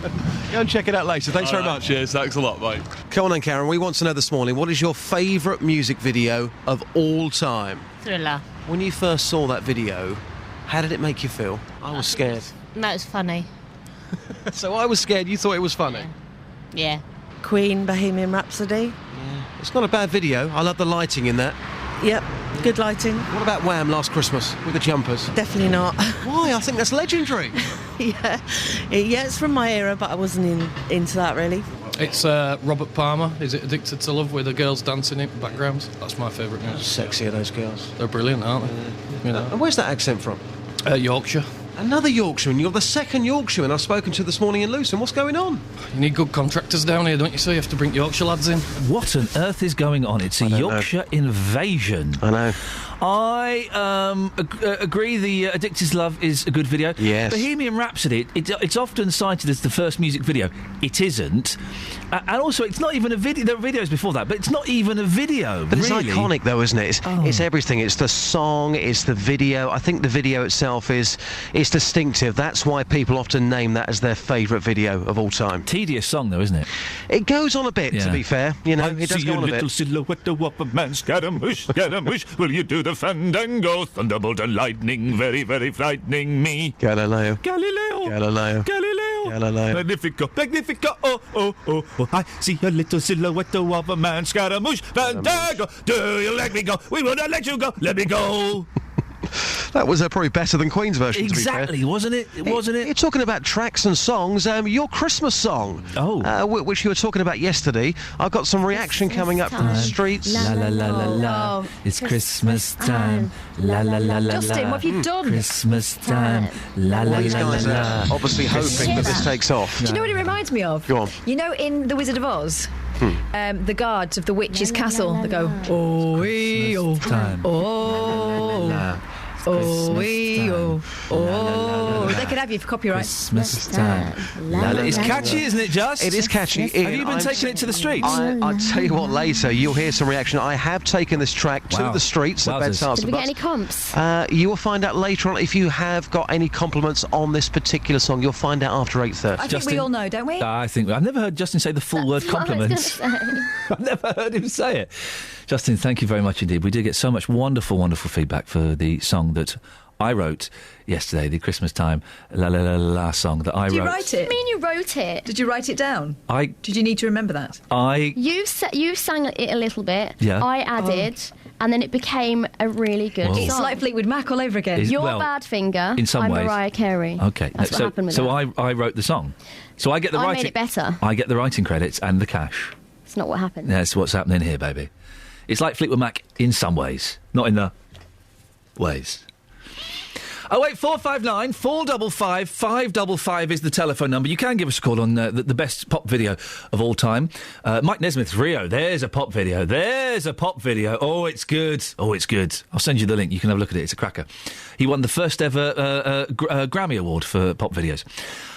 You can also text me on that 81333. Start your text 3CR. But the thing that most of you are getting hot under the collar about is this idea that you can possibly turn people straight via therapy. 08459 455 555. Lots of you having your say on Facebook as well. Let me just pick a couple of comments. What nonsense. That means you could help people to become gay. Just nonsense. That's like saying you can make a cat a dog. This is from Gerard. John says sexuality is not a choice, nor is it a lifestyle choice, as I've heard people call it. I knew I was gay from a young age. For those who believe that they have the power or the ability to change this is sorely mistaken and really don't understand this, and in my opinion are not comfortable with their own sexuality. Neil Jones says the guy on the radio is dangerous. That's the gentleman that we were speaking to just after 7 o'clock, Dr. Mike Davidson. Most of the confusion that gay or bi people suffer is due to pressure by parts of society to conform. It's time religious groups just got over it and accepted that some people are gay. And let's just scroll down and get another one from the end. Jenny says, I do agree with Dr. Davison that people who aren't comfortable with their sexuality or need to come to terms with something which happened in their past should be able to have supportive counselling. If that counselling ends up supporting them to be gay, then it's worked equally as well as if it supported their choice to be straight. It's helping them be comfortable with what they are and how they choose to live their lives, which can be different. And I understand that some people may be uncomfortable with a certain sexuality because of abuse or something else in their past, which is confusing their feelings. Again, supportive therapy will help them attain peace and comfort. 08459 455 555. It's 7:45. It's BBC Three Counties Radio. Let's get the travel news now. Here's Alice Glossop.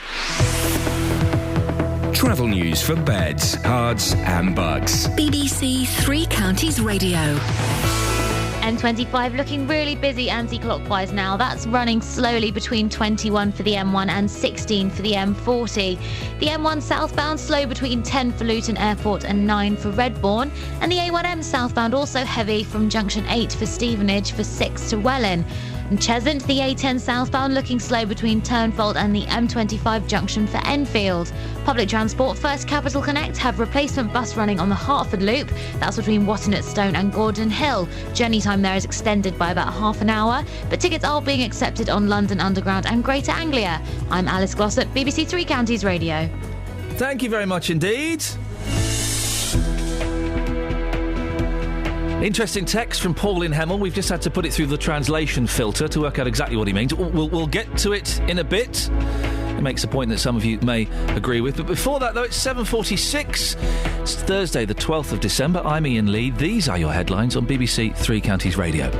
People living near Junction 11 of the M1 in Luton have been told they won't be forced to leave their homes. The houses were bought by the Highways Agency when it was planning to widen the M1 to 4 lanes. But now they've been bought by the council. The first inspection of more than 900 GP surgeries under a new system of checks has found 1 in 3 is failing to meet basic standards. At one practice, inspectors found dead maggots on the floor. In sport, there are reports that a Watford under-18 side have walked off the pitch during a tournament in Italy after suffering racist abuse. If you know anything about that game, could you give me a call? 08459 455 555. Right, let's get the latest weather now. Here's Elizabeth Rizzini. Beds, Herts and Bucks weather. BBC Three Counties Radio. Hello, very good morning to you. We've got some dense patches of mist and fog around again, perhaps not quite as widespread as it was yesterday, but we've still got a Met Office warning out for it. So, really quite foggy in places. A bit of a variation in temperature. Towards the higher ground, it's actually a lot milder, but we do have some pockets of frost around, and it will continue to feel chilly, of course, through the morning where we've got the fog patches. The fog should lift and clear by around 10 or 11 o'clock. We'll see some brighter spells around at times, perhaps not quite as much sunshine as many of us saw in the end yesterday. Will be a cloudier afternoon, I dare say. Some breaks in the cloud perhaps at times. A dry day. The breeze picking up as we head into the late part of the afternoon, and top temperatures today between sort of 8 and perhaps as high as 9 or 10 degrees, 50 in Fahrenheit. Overnight tonight, it's going to be a mild night, a very different night. Lots of low cloud around though. No fog per se, but we'll see some outbreaks of light rain and drizzle around at times. Just some spells of wet weather, perhaps a little bit of hill fog, different sort of fog than what we're seeing at the moment. So as we head into tomorrow, it's going to be really quite wet at times, I think, quite breezy. Very different day, as I said. Temperatures up to 11 or 12 degrees, but then by the time we get to Saturday, it's looking fine and dry for a spot of Christmas shopping. That's the forecast. On Saturday afternoon, there's live league and cup football in Three Counties sport. Dini, would you believe it? Watford, MK Dons, Stevenage and Wickham are all focusing on getting 3 points. He does go for goal and it's in! Turned in by that man, Soko. Wickham lead, they've been pressing and now they've got the lead. While Luton are focusing on the FA Trophy at home to Wrexham. Oh, sensational goal! Sensational goal for Luton! Saturday from 2 here on BBC Three Counties Radio. Paul in Hemel has texted in 81333. Start your text 3CR. So, you pander to Muslim beliefs about walking over the dead, and you mock Christian beliefs on homosexuality. Whether right or wrong, your bias is laudable. Laudable? I'm guessing, Paul, you mean laughable. I don't know. I pander to anyone's beliefs in terms of respect for the dead. Muslim, Christian, Hindu, Buddhist, whatever. Whatever. You've got to respect people's beliefs around the dead. Have I been mocking Christian beliefs on homosexuality? I don't think I've been mocking them. I don't agree with them. And that's the beauty of doing a show like this and having a mind and a mouth, is that I can question them, can't I? I don't agree with Christians who say that homosexuality is a sin. No, I disagree with that. I think it's unfair. I think it's bullying. And I can't respect anything that's based on hatred. Paul, I'm sorry about that. Yes, some Muslim families are upset that they might have to step on some graves. I think that's bad. I would think the same if it were Christians. But in terms of the Christian belief that some Christians have that homosexuality is bad and is a sin, I do think that's wrong. I do think that's wrong to hate people because of who they choose to go to bed with. Sorry if that upsets you, Paul, but that's how I feel about that. 08459 455 555 is the telephone number. Can you turn gay people straight through therapy, as some people are arguing? It's interesting, isn't it? I think we're kind of moving this argument forward and perhaps agreeing, maybe you're not, that there are different hues on the spectrum of sexuality. It's not as simple as being gay or straight, that there are variations of. Maybe that's the issue here. We're also talking about the best pop video of all time. Lynn is in Hazelmere. Good morning, Lynn. Good morning, Ian. Lynn, what is it? I think the Pogues and Kirsty McCall. I love that video. I don't remember what the video is. Oh, gosh, it's ever so old now. It wasn't a spectacular video, but it was really good.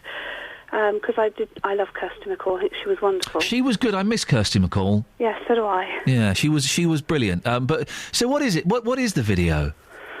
Oh, well, it wasn't really like a Christmassy video. It was just they were just. It was just they were singing, on stage. Right. And there was like random things happening, which was really cool. And sometimes you see all these youngsters here going, there's no special effects in it. Sometimes that's all you need, isn't it? Some of the best videos are the most simplistic ones. Yes. You can get caught up in all the special effects, but that can detract from the song and the performance.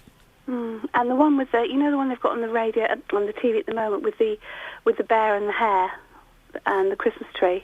That's really getting on my nerves now. I have to turn that over. I can't bear it now. What is that? Is that the John Lewis advert? Yeah, it is, yeah. Oh, I saw that once. When did the Christmas adverts become a big thing? Is that only this year that they've been a huge... Because they were all in the newspapers, weren't they? We were told when the John Lewis advert was first going to be shown. When did they become must-see television? Don't know. But once you've seen it once or twice, you think, oh, for heaven's sake. Jog on to Christmas adverts. Lynn, thank you very much indeed. 08459 455 555. Some of the best videos are the most simple videos. You don't need all the special effects. You don't need... Thriller I thought was tedious. I thought the video for Black and White was better than Thriller. That was the first television use of morphing, I believe. And they were doing a dance, close up on faces. Yeah, and it would morph. And he had a plaster cast on his arm. Did he? He had a plaster cast on his arm for the Black and White video, and he was in the head of the Statue of Liberty. Right. That's better than dancing like a zombie. Anyone can do a zombie dance. What about Sinead O'Connor? That was just a face. Yeah? Nothing compares to you, of course. Unfortunately, it was Sinead O'Connor's face. No, but everyone made a big deal of it because it was so powerful. The tear coming at the end. Yeah, that's powerful. Dario G, Sunshine. Oh, for goodness sake. Have you seen this? It's just brilliant. When people are dressed as animals in the wild and they're acting like animals. What's that video where it's big women using power tools? Oh. Is that from your own personal collection? That's a good video, man. I don't know. That is up there with it. Hey, Ian, what video are you going to make for It's Christmas time? Oh, stop. La la la la. Please stop. You're going to pretend to be me, and I'm going to pretend to play a trumpet. And we'll get this sax. Okay. And Catherine can dance like a zombie. All right, well, that's cool. Yeah? Still, excellent. 08459 455 555. Let's have a quick look at the front pages of some of the newspapers, shall we? Yeah, Catherine, yes. Can you include me out? I'm afraid contractually you have to be in. The Daily Telegraph. Who's that girl? It's the Duchess of Cambridge. Why is she wearing sunglasses? They're not sunglasses, they're 3D glasses. She went to see a film in 3D. Whoop-de-bloomin'-doo. That's front page news. Millionaire sees 3D film. Wowzers. Dangerous GP surgeries are named and shamed. The worst GP surgeries have been named after the first spot checks of family doctors in England found that 1 in 3 practices was failing to meet basic standards. Oh, are there any local ones? We'll have to look in that. Oh dear. Well, hang on a second. Here's something that we have experience with. We found one in Birmingham, says someone who did this survey. A Birmingham practice which had people queuing outside and taking stools to sit on in order to make an appointment. Well, hang on, wasn't that the new surgery that opened recently? Didn't that happen here?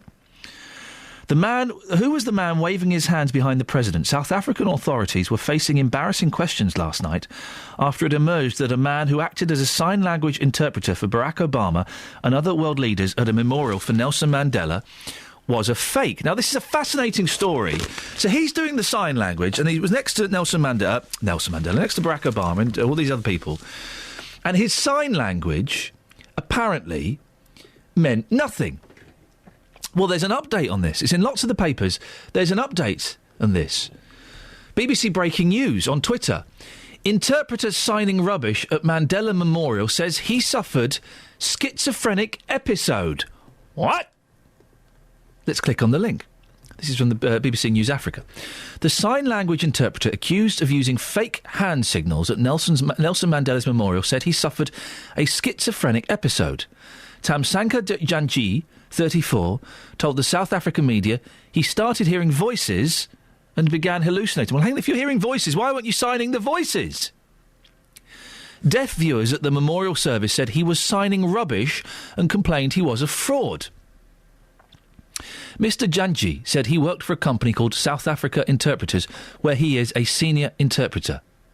During the memorial, he was employed to stand on the stage next to key speakers such as Barack Obama and Mr. Mandela's grandchildren translating their eulogies.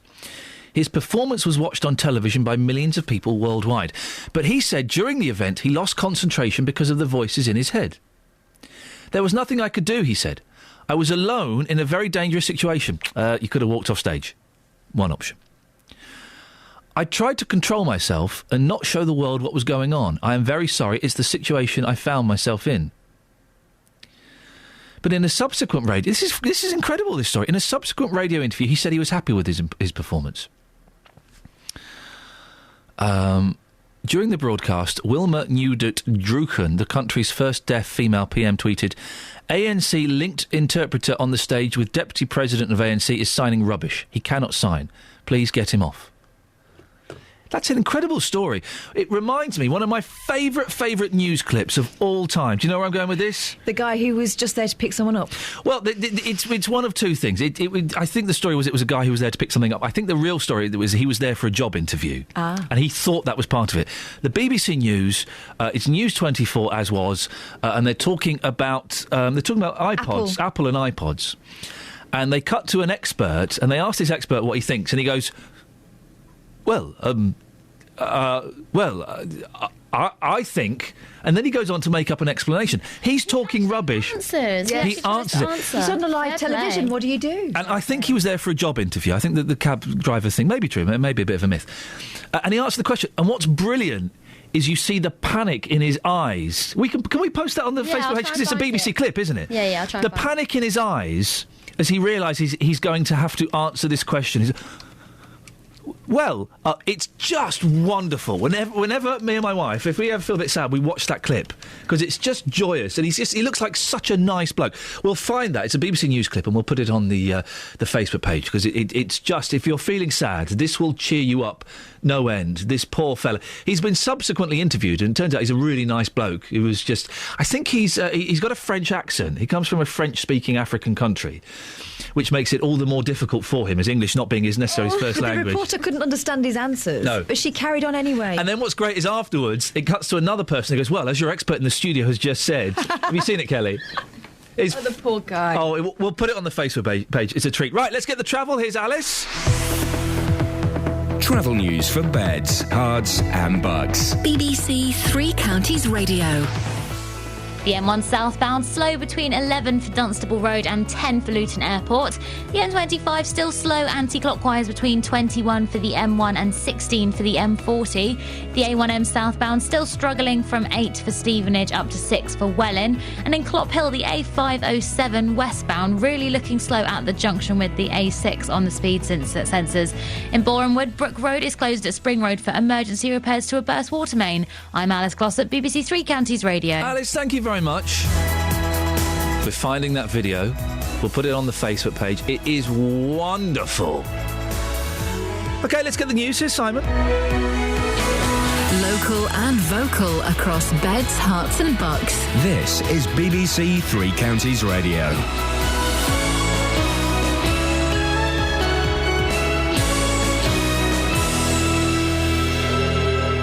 It's 8 o'clock. The headlines: residents can stay after council buys homes next to the M1. 2 arrested in Luton after multi-million-pound heroin haul. And Hertfordshire MP backing pay rise proposal. BBC Three Counties Radio. People living near junction 11 of the M1 in Luton have been told they won't be forced to leave their homes. The houses were bought by the Highways Agency when it was planning to widen the motorway to 4 lanes. But now they've been bought by the council. More from Tony Fisher. The M1 widening scheme was eventually scrapped in favour of hard shoulder running, but by then many people had given up their homes. Residents in 27 homes stayed there after the compulsory purchase orders, but have recently been served eviction notices by the Highways Agency.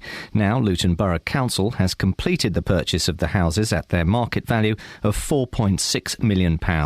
Tenants will pay rent directly to the council in future. 2 men have been arrested in Luton after heroin with an estimated street value of £40 million was found crammed into a Jaguar car. The National Crime Agency say the car was discovered in Essex on Friday evening. The men were arrested in the early hours of Saturday morning. 34-year-old Isra Khan from Luton and a man from Bradford have appeared before Luton magistrates charged with conspiracy to supply.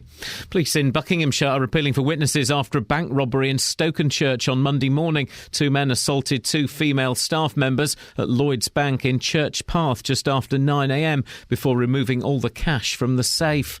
A Hertfordshire MP is backing plans for an 11% pay rise for MPs, which is expected to be set out by Parliament's expenses watchdog today. It would be balanced with cuts to some perks and making MPs pay more towards their pensions. The leaders of the 3 main parties all oppose the salary increase, but Conservative MP for Broxbourne Charles Walker says it should be considered. We are hurtling towards having a parliament of extremely rich people, and if that's what the British public want, fine. We have a number of senior politicians to which being a member of parliament really is a hobby job, that they have vast outside independent wealth, they have high-earning spouses or partners, and really being a member of parliament or a minister is a hobby job. Firefighters in Milton Keynes say yesterday morning's house fire in Coffey Hall should act as a wake-up call to people without smoke alarms. 3 people were trapped in an upstairs bedroom. 2 jumped to safety, one of them breaking a leg. The 3rd was rescued by firefighters. There were no smoke detectors in the house. The alarm was raised by neighbours. British dance group The Prodigy has been named as the 3rd headline act for next year's Sonisphere Festival at Nebworth in Hertfordshire. The Prodigy will play on Friday, July the 4th, followed by Iron Maiden on Saturday night and Metallica closing the festival on Sunday. In sport, there are reports that a Watford under-18 side have walked off the pitch during a tournament in Italy after suffering racist abuse. The Hornets youngsters were playing Italian side Latina yesterday. There's been no comment as yet from the club.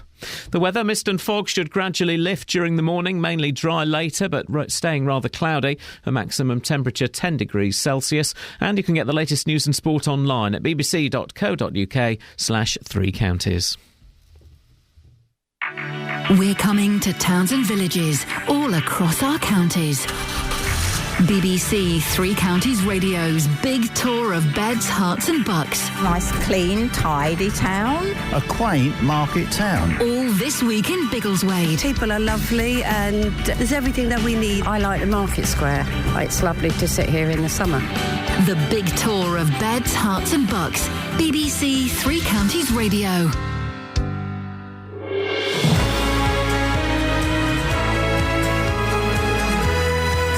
It's a busy show this morning. Good morning, Iain Lee, BBC Three Counties Radio. Lots coming up, including: can you turn gay people straight? Well, MPs are attempting to bring therapists who practice this into line. What do you think? Is it possible? Wickham District Council has put Muslim graves so close together, the only way to get your relative's resting place is by trampling all over someone else's. And what's the best pop video of all time? I say it's You Can Call Me Al, Paul Simon. Nobody else agrees. Wow. That's a strong argument against. Facebook.com/BBC3CR. Go there. You can watch the clip of the fella who's not an expert about Apple being asked about Apple. It's wonderful. Kelly found it and put it up. Thank you for that. You can also send me a text. 81333. Start your text 3CR. Or you can give me a call, 08459 455 555. Across beds, hearts and bucks. This is BBC Three Counties Radio. On the subject of Christmas time, la la la la la. Nick, hang on a second. This is interesting. As you're going to keep doing that stupid Christmas chant, Christmas time, la la la la la. I'm turning my radio off. You might be looking forward to Christmas, but some of us are not interested. Don't assume everyone feels the same about Christmas. You might like it, but there's many that do not. Christmas time. Wow. La la la la la. What's wrong with Nick? Christmas time. La la la la la. I feel sorry for Nick. Can we phone him up, see what is... Maybe we should let him know that it's Christmas time. I think he knows. I think, Kelly, I think the problem is he doesn't like Christmas. La, la, la, la. Can we try and get him on and find out why he doesn't like Christmas? Uh, How about we call it Nickmas? Hang on, Christmas time. La la la la. Can I just say, it's a really tough time for a lot of people. Yeah, of course it is. I'm just interested. This is why I'm interested to find out why he doesn't like it, because I genuinely love Christmas. I'm not going to back down on the Christmas banter during the show, because I think that more people like Christmas than don't. You're right, it's a tough time, and I'd just be curious as to find out what his beef is with Christmas. That it's so bad for him that he doesn't want anyone else to talk about it. Yeah, there's got to be something there, hasn't there? Absolutely. Nick, I'd love to talk to you. If you come on, we'll play it completely straight, of course. 08459 455 555. I'd understand if you don't want to come on. But if you think we're going overkill with the Christmas, then do give us a call and let us know. I'm not going to change it, I'm afraid, because I love Christmas. I love it. So I'm not going to change it. But if you do have a problem with the amount of Christmas... We're recording a Christmas special today, by the way, Jonathan Vernon Smith and myself. Do give me a call, 08459 455 555. Now, a new bill will be outlined today in an attempt to ban a controversial therapy which claims to turn gay people straight. Last year, a Chorleywood therapist, Leslie Pilkington, was struck off, not for attempting sexual orientation change efforts, but for the way she did it. She told us at the time that she was being punished for working within a Christian framework, which is why she was backed by the Christian Legal Centre. I spoke earlier on in the show to its chief executive, Andrea Williams. It's absolutely possible to change orientation, to change actions, to align feelings to actions. Absolutely possible. Of course it is. Because this is the big myth. This is the big myth of the gay lobby. It's a big myth that we are born gay. Well, the view that Andrew made was once shared by my next guest, Jeremy Marks, former president of the Organisation for Ex-Gay Christians, Exodus. Good morning, Jeremy. Good morning, Ian. So, what was your belief and what is your belief now?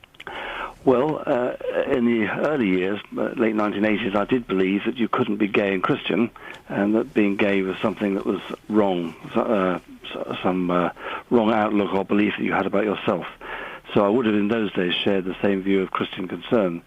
But gradually over the years of my own ministry work, I discovered that nobody ever experienced change from gay to straight, and that trying to do so caused immense damage to the people concerned, causing them serious depression, sometimes suicidal tendencies, all sorts of problems. And I began to realise during the 1990s that we were completely on the wrong track, and we needed to change our minds about this and indeed support same-sex partnerships. So you've come across people who have attempted to realign their sexual orientation. Yes, realign that with the heterosexual norm, as people think of it. And give me some examples, obviously, without mentioning any names, of people, of how they were affected by this. Well, I mean, virtually everybody I was involved with in those days, coming from mainly evangelical Christian backgrounds, came from a belief system which said you could not be gay and Christian. And so, never mind what you felt about it, you must not be a gay person. And that's the whole idea of even speaking like that about yourself, was to align yourself with a worldview that we didn't share. But that was because of a particular way of interpreting the Bible and so on. And we didn't understand ourselves, and much less really the deeper issues involved.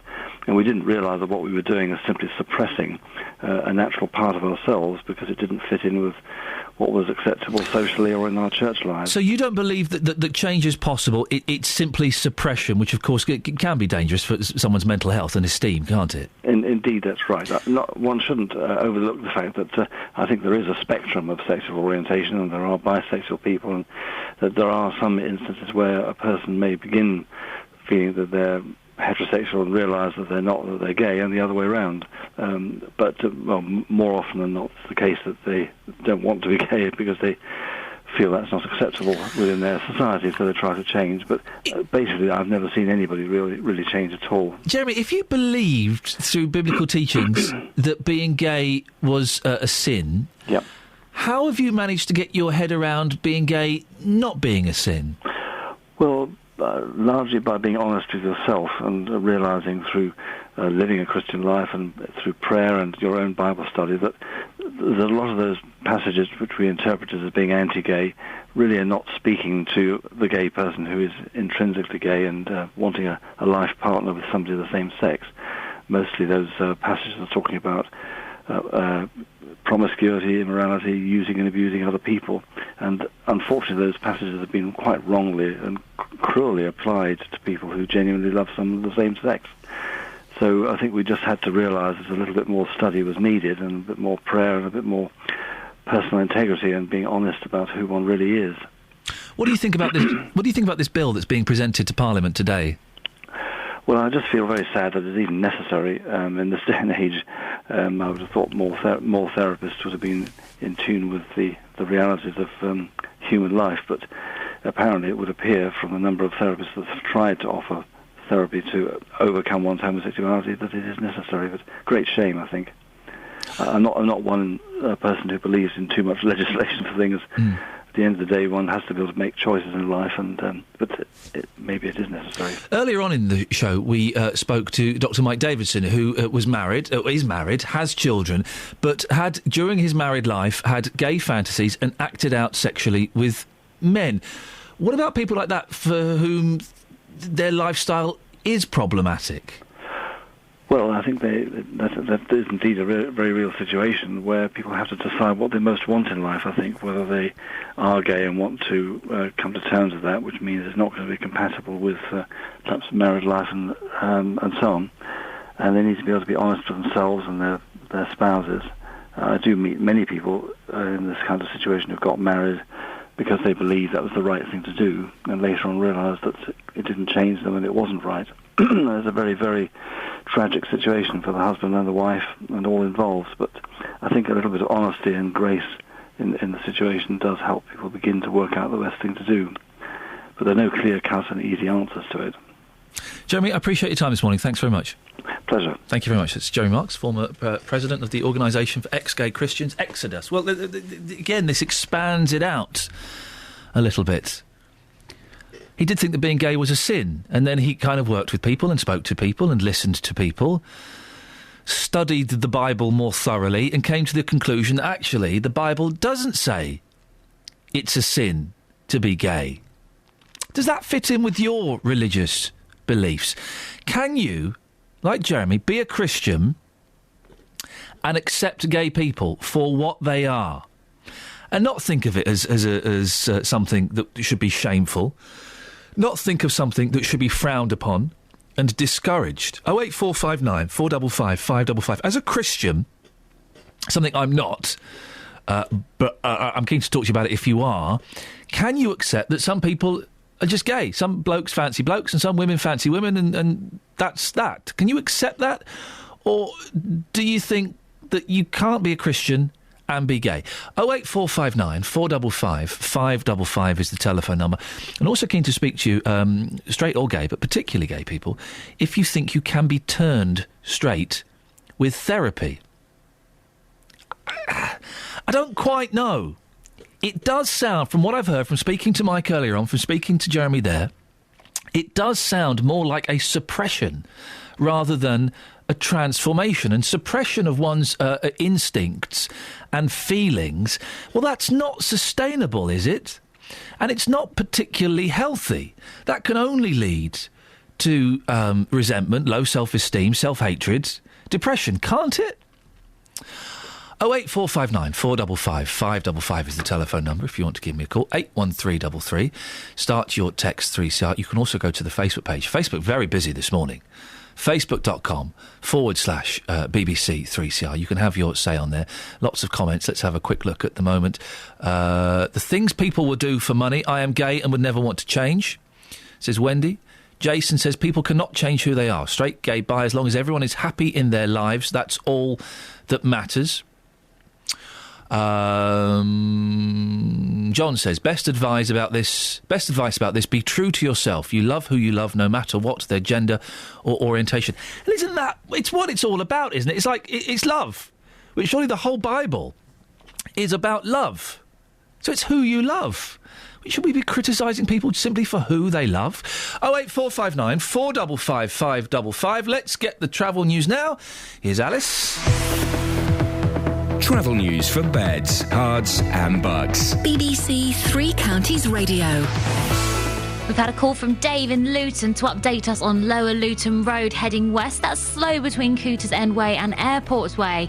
The A5 southbound, slow around Markyate. The M1 southbound still struggling between 11 for Dunstable Road and 10 for Luton Airport. And the M25 anti-clockwise is slow going between 21 for the M1 and 16 for the M40. On public transport, First Capital Connect have replacement buses running on the Hertford Loop between Watton Stone and Gordon Hill. Tickets are being accepted on London Underground and Greater Anglia, though. I'm Alice Glossop, BBC Three Counties Radio. Alice, thank you very much indeed. Right, it's 8:16 exactly. It's Thursday, the 12th of December. I'm Iain Lee. These are your headlines on BBC Three Counties Radio. People living near Junction 11 of the M1 in Luton have been told they won't be forced to leave their homes. The houses were bought by the Highways Agency when it was planning to widen the M1 to 4 lanes, but now they've been bought by the council. A Hertfordshire MP is backing plans for an 11% pay rise for MPs, which is expected to be set out by Parliament's expenses watchdog today. Conservative MP for Broxbourne, Charles Walker, says it should be considered. In sport, there are reports that a Watford under-18 side have walked off the pitch during a tournament in Italy after suffering racist abuse.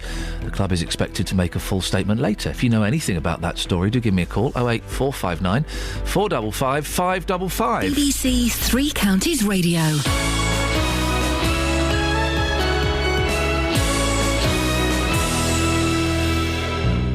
BBC Three Counties Radio's Big Tour. Coming to towns and villages across Beds, Herts and Bucks. I like market days on Saturday because it's always a decent market. It's a huge trip celebrating all that's amazing about where we live. I think it offers a lot for the size. Lots of local shops, got everything around you need. All this week in Biggleswade. It's just a friendly little town. I mean, it's quite nice here in the square. People are lovely and there's everything that we need. BBC Three Counties Radio's Big Tour of Beds, Herts and Bucks. All this week in Biggleswade. Got everything you need here. I mean, I like the cafes. Local and vocal. BBC Three Counties Radio. Morning. Morning. Dearie me. We really should record these. Well, this afternoon, in many ways, we will be recording the stuff that's not good enough to broadcast during this show. We're recording our festive slam down. What's it called? Festive slam down? Yes. Is that what festive it's called? face off. Are we introducing the round I really wanted to do last year? And boy, it was so successful we brought it back. Was the wrestling round, where we have to pin each other's shoulders down for 3 seconds. I'm not wrestling you. Come on. No. Come on, No. mate. A little bit of wrestling? No. Like that scene in Women in Love? No. Oh. I know you have a history of wrestling people. I like it. I'm not going to allow you to continue that with me. Oh dear. I'll wrestle Catherine instead then. Is that all right, Catherine? It's very not right. There we go, thank you. Mate, it's very not right. That means yes. I think. We'll discuss it later. So we're recording that today. I'm looking forward to it. Do you have brothers or sisters? Yes, I do. Brothers and sisters? Sister. This is where it went wrong. You see, you needed a brother. Why? Well, my mother, she used to allow me and my brother sometimes, when we were particularly boisterous, she used to allow us to take all the cushions off the sofas. Yes. And we could make a wrestling ring in the lounge. And then she'd let us wrestle it out. Oh, really? Yeah. How old were you? Oh, young. Yeah. But we used to fight and throw things at one another, so she'd let us kind of get all of our frustration out by having a good old wrestle. That's interesting, because my kid, I got 2 boys, they'll be 4 and 2 in January, and they are constantly just fighting each other. Yeah, and, what boys do. Pinching and pulling. Let them get all the cushions off. Yeah. And let them have a good old wrestle. I've got the boys on Monday. The wife's not in, so all right. Wrestling. I'll do it. You can video it. Yeah. Be funny. I tell you what I'll do is I'll video, and you know, sometimes in like holiday camps they show recordings of horse races that you can bet on. I'll bring it into work next week, and we can have a little bit of fun. We'll maybe. What's the age difference between your boys? Well, one's 4 and one's 2, but it doesn't necessarily go the way you think it's going to go. Right, the 2-year-old. He doesn't know. He doesn't have any rules. Doesn't have any literally no boundaries, no holes barred. Anything goes. Sounds like anything goes. Biting. Yeah, oh yeah. Really? Biting where the sun don't shine. They're boys. What are you going to do? I had a terrible trouble in the bath with them the other day. They're having the bath, and I uttered the phrase that I'm sure every parent fears uttering. The youngest, I said to the youngest who's in the bath with the eldest, right, will you stop playing with your brother's willy? Right, no, right, this bath is over. And I had to get them out. The thing is, how do you deal with it without causing problems in later life? That's the thing. I don't want them 40 years' time to be in therapy going, well, I remember my dad shouting at me because... So, you're missing out on all of this fun. Oh, gosh. Right, this bath is over. Out. Anyway, what's on your show today, John? Well, it's a serious one. It is a serious one today, isn't it? Yes. Yes, very much so. Has dementia affected you or your family? World leaders at the G8 summit have described dementia as a human tragedy, the modern-day plague.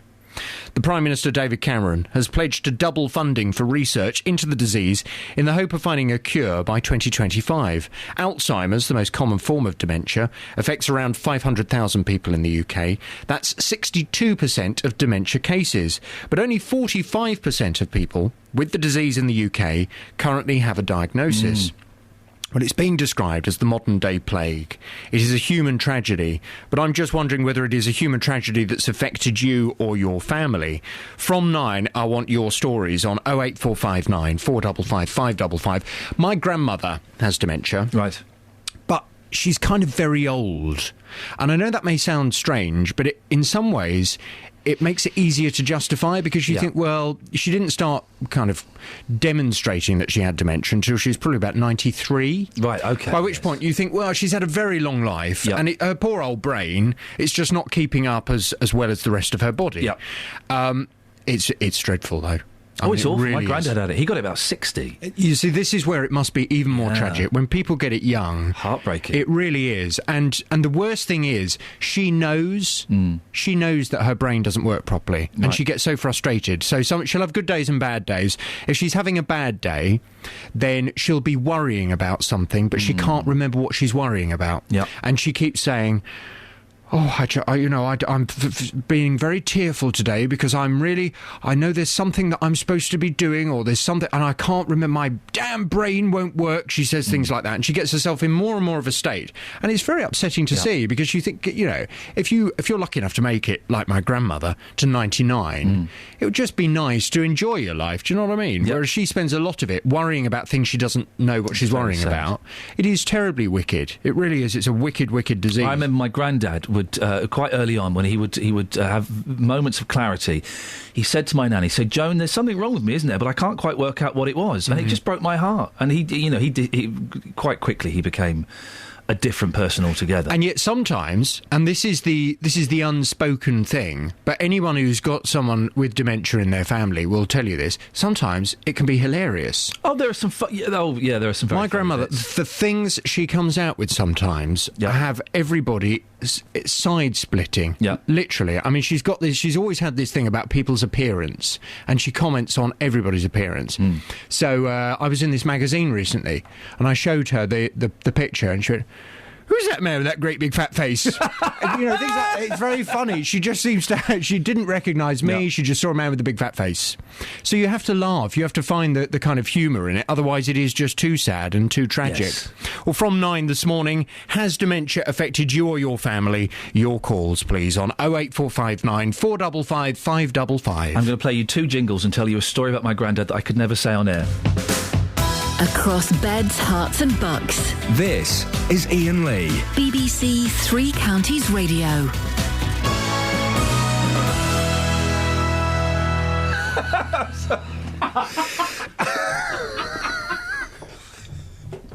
My poor Grandad Bill, I miss him terribly. What a lovely old man he was. 08459 455 555 is the telephone number. Now, people living near Junction 11 of the M1 in Luton have been told they won't be forced to leave their homes. The houses were bought by the Highways Agency when it was planning to widen the M1 to 4 lanes. Now they have, in turn, been bought by Luton Borough Council, thereby securing the homes. Well, Councillor in charge of housing at Luton Borough Council, Tom Shaw, joins me now. Morning, Tom. Morning, Ian. This is good news. The council has come in and saved the day. It was on your show about 9-10 months ago, if you remember. Yeah. We talked about it. It's taken a while, but we actually completed on the properties last Friday afternoon. How much has it cost you all? It's cost us 4.5 million in the end. Flippin' heck. That's what's cost taken so long. The Highways Agency wanted 6.5 million, if you remember from the old story. Yeah. And we said they weren't worth it. You haven't spent any money on them. There's been a lot of toing and throwing, and Kelvin Hopkins had to get in touch with the Department of Transport and the Minister.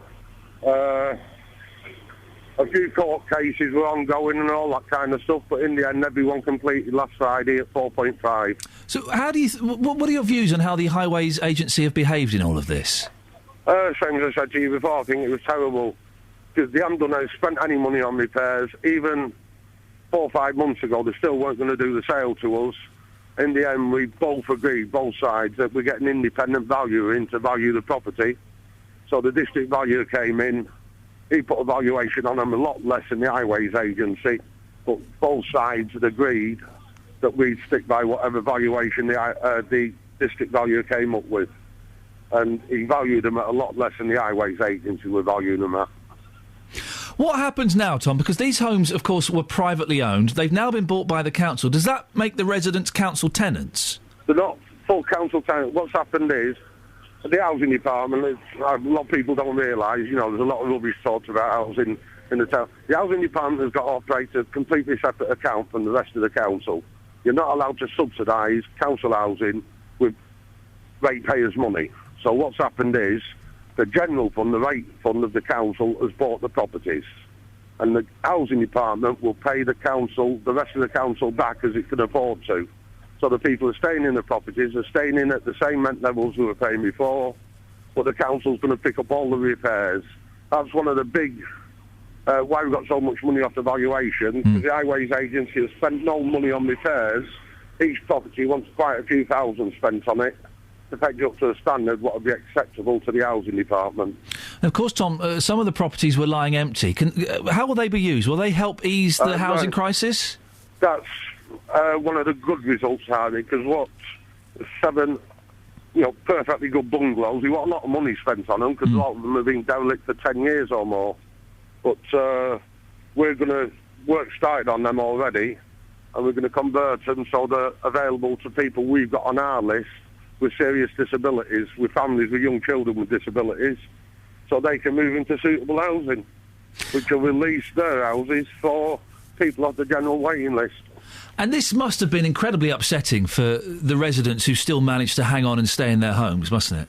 I think all the credit to the residents, led by Fraser. It's been a joint effort.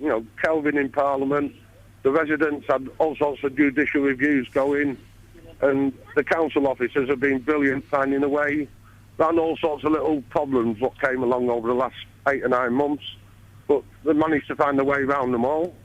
And you say, boy, if it weren't for the residents all sticking together and saying, this is what we want, turning out on Saturday mornings to public meetings and that kind of stuff, so we could discuss the problems, it would never have happened. So it's power to their elbow.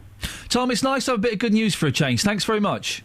Thank you. Thank you, Tom. Tom Shaw, the Luton Borough Council, councillor in charge of housing. 08459 455 555 is the telephone number. Ali from Wixham's an email. Good morning, Ian. You've said that some Christians believe being gay is wrong. So I wanted to confirm that some Christians don't think it's wrong to be gay. For me, the biblical message of God loving everyone in the world trumps any verse about whether or not it was wrong or right to have a gay relationship. I also believe that other people's sexuality and what they do in bed is no one else's business but their own, and that since the Bible also says only God is allowed to judge, Christians should stop telling other people what they think is or isn't sin. Thank you and have a lovely day. Ali, thank you very much. 8:29, BBC Three Counties Radio. Let's get the travel news now. Here's Alice. Travel news for beds, cards and bugs. BBC Three Counties Radio. We had a call from Dave in East Hyde on the Lower Luton Road. That's closed after an accident near Cooters End Way, and there are queues in the surrounding area. Had an update on the A1M southbound from Ben and Bob. That's heavy from junction 9 for Letchworth, now up to 6 for Welwyn. In Cheshunt, the A10 southbound slow between Turnfold and the M25 junction for Enfield. And the M1 southbound looking slow between 10 for Luton Airport and 9 for Redbourne. On public transport, First Capital Connect have replacement buses running on the Hertford Loop between Watton Atstone and Gordon Hill. Journey time there is extended by about half an hour. I'm Alice Glossop, BBC Three Counties Radio. across beds, hearts and bugs. This is BBC Three Counties Radio.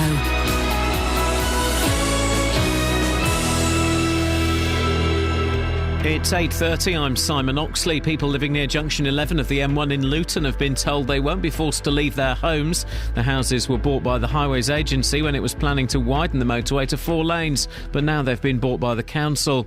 A Hertfordshire MP is backing plans for an 11% pay rise for MPs, which is expected to be set out by Parliament's expenses watchdog today. Conservative MP for Broxbourne, Charles Walker, says it should be considered. And a 14-year-old girl walking to school in Luton has been assaulted by a man in an alley. She managed to break free and run away. It happened just after 7:30 on Tuesday morning in the alley that links Beaconsfield to Crawley Green Road. Three Counties Sports. BBC Three Counties Radio.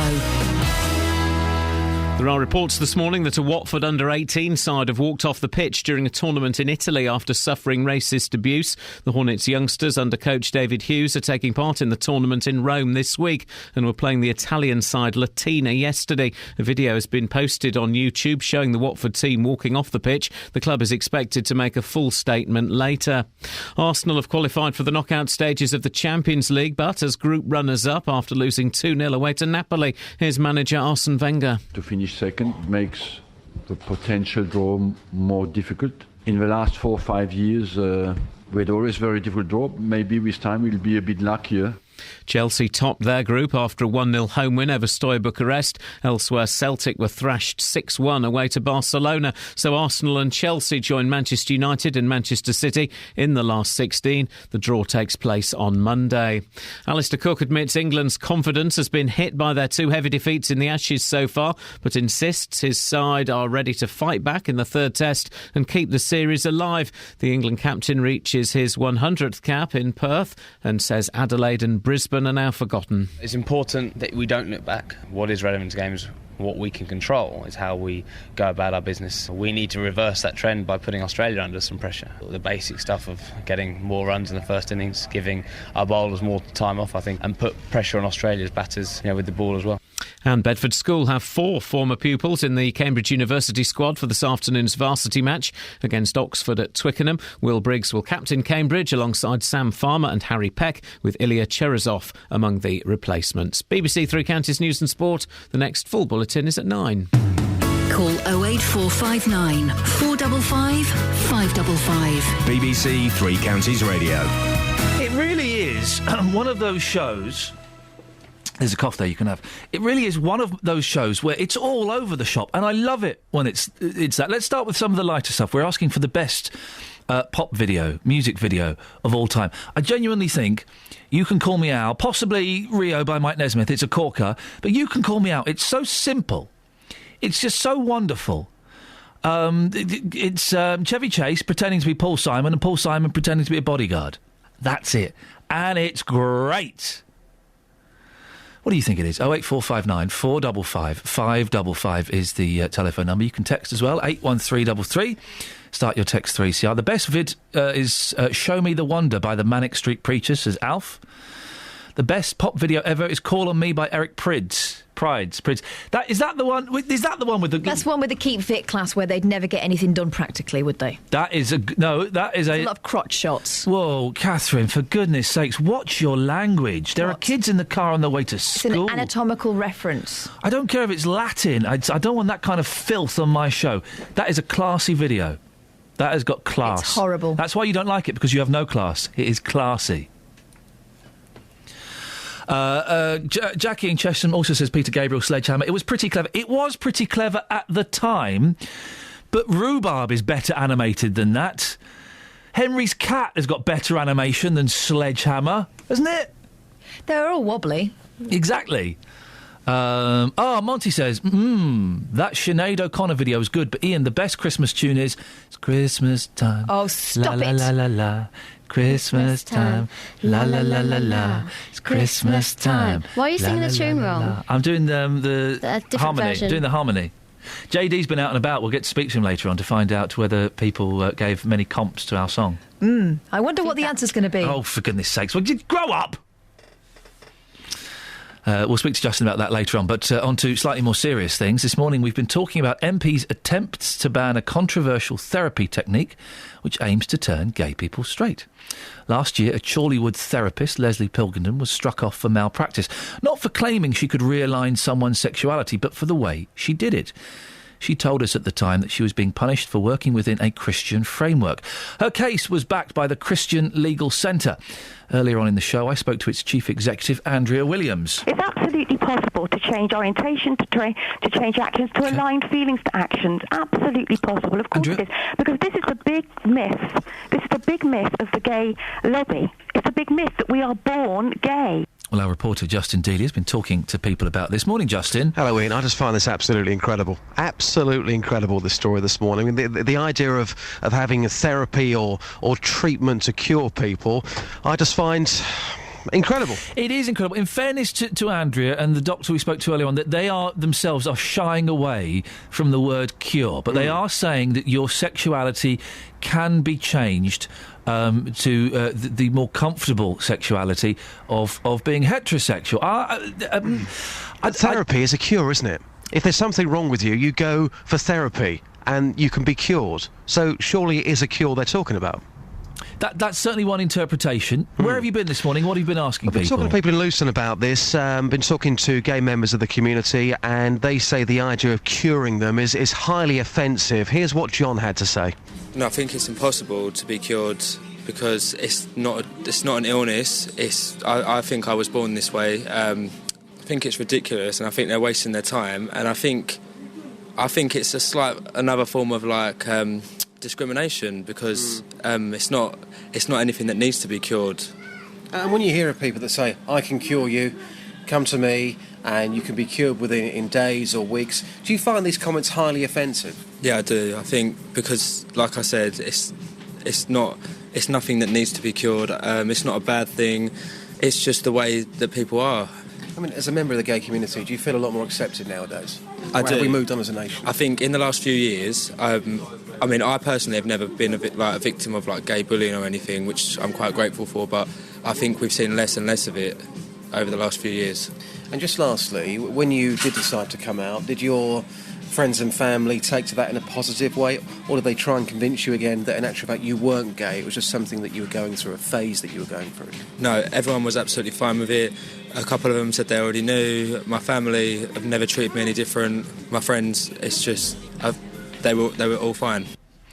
It's interesting what he says, isn't it? It is. I mean, John, of course, has got a positive story there. You know, when he told his friends and family, there was no problem whatsoever. I'm sure you've got people listening to you right now that when they told their friends and family, it was a different story. But, if you say to anybody who's gay, would you like therapy, I think you know what the answer's going to be, Ian. Justin, we're speaking to you later on, aren't we? You've been taking the Christmas hit of the year out to the people. Yes, Christmas time. La la la la la. I've taken it to the streets, and you're going to find out if people love it or hate it, Ian. Christmas time. La la la la la. I think I know the answer, Justin. Well, there might be some people who like it. You might be surprised. You muppet, get out of here. Let's have a look at some of these comments about changing people's sexual preference on Facebook. Monica makes a point. I think she's making a point. I'm not quite sure. Let's read it and see. If I'm interested in women, I am a lesbian. But if interested in men, I am straight, right? So everyone who is straight should become potentially gay lesbian if someone wants to change their sexuality. Answer yourself. I don't know what that means. Trine says, Trine, I do not get it. Why on earth would you want to do this? I'm a Christian, but we're all different. Diversity is an essential in life. Some people... Lynn says, it's to do with the X and Y chromosome. The Christians need to believe in science and not the Bible. Gemma then contradicts that. There's no proof it's to do with an X or Y gene. Be careful which science you listen to. I think the difficulty with this is that there are people who genuinely want to change their sexuality, a bit like people who believe they are born the wrong genre, I think she means gender, and believe they can, and this then leaves them with nowhere to go, and everyone telling them basically they're stuck like that. I wish MPs would concentrate on something like improving our hospitals instead. 08459 455 555. Lots of points here. If you're gay, do you think that your sexual orientation can be changed by therapy? 08459 455 555. I'd love to talk to you if, as a younger person, you have made efforts to change your sexual preference. Maybe you grew up feeling gay, feeling a bit gay and thinking, I don't want to be gay, it's going to be really problematic. And so you tried your best to change the people you fancied. Any success? I bet not. It's suppression, isn't it? And suppression isn't a particularly healthy way of doing things. 08459 455 555. And as a Christian, what are your views on being gay? We've had arguments from both sides of the Christian fence. Some saying it's a sin and the Bible says we shouldn't do it. Others saying, well, actually, the Bible's all about love. And to be honest, it does accommodate homosexuality quite nicely. Thank you very much indeed. 08459 455 555. Let's read one more from Facebook. Adam says, the only reason people would choose to change their sexuality is because they've been brought up in a bigoted system which has led them to believe it's wrong to be anything other than straight. You cannot compare it to gender dysmorphia. Gay, bisexual and lesbian people can be true to themselves if the bigoted few allow them to. People with gender dysmorphia can't. They need the intervention of medical science to allow them to live as they want to. Does anyone really think that homosexuality is anything other than normal? There's a question. Let's put that out. Does anyone really think that homosexuality is anything other than normal? 08459 455 555. Got 19 minutes left of the show. So if you want to give me a call, I would get in there now. Stuart has texted in. As a Bible-believing Christian, I believe the Bible tells us we are to hate the sin but not the sinner. I have gay friends who I love as friends. Ultimately, we believe everyone sins and needs Jesus who died for us as a saviour. Also loving the Christmas time La La La La song. Not sure it's going to be added to our Christmas carol services. Stuart, you're missing a trick there. So, but Stuart, if I've got this right, are you saying that hate the sin, not the sinner? Are you saying that being gay is the sin then? So you can like gay people, but you think that being gay is a sin. Is that what you're saying? I'm slightly confused, as I often am when it comes to the Bible. 08459 455 555 is the telephone number. On the subject of the best music video, Darren from Dartford. That video was Benny Benassi. Satisfaction, yes, that was the one where it was some rather larger ladies using power tools. Paul has made it local and vocal. The pop videos for Queen's Bohemian Rhapsody and McCartney's Mull of Kintyre were both shot at Elstree Studios in the Three Counties. Karen in Welland Garden City says, Take On Me by Aha. That was a good video. And NH from MK says, the best music video is Blurred Lines, the After Hours version. I don't know the song nor the video. I am an old man. 08459 455 555 is the telephone number. Let's have a quick look at the rest of the newspapers before we get the travel with Alice. By the way, if you were at, or you know someone who was at that Watford under-18s game last night, where apparently the players walked off the pitch due to racist abuse, could you give us a call and let us know what happened, please? 08459 455 555. G8 leaders, the Times say, promise to end tragedy of dementia. And wired up inmates to get cell phones and screens. New prisons are being built with in-cell telephones. Oh, so cell phones, they mean phones within the cell. And terminals to help inmates order meals and choose activities. So the in-cell phones are a standard feature throughout the newest jails in England and Wales. I don't think they're telephones. There's a bit of shock here, but they're not telephones that you can use to phone the outside world, are they? They're surely just to order your food and stuff. In-cell telephones, as well as allowing prisoners to maintain family contact. OK, we'll see about that as it goes on. The Independent, look, great picture. Oh, well done, Independent. What a cracking picture on the front page.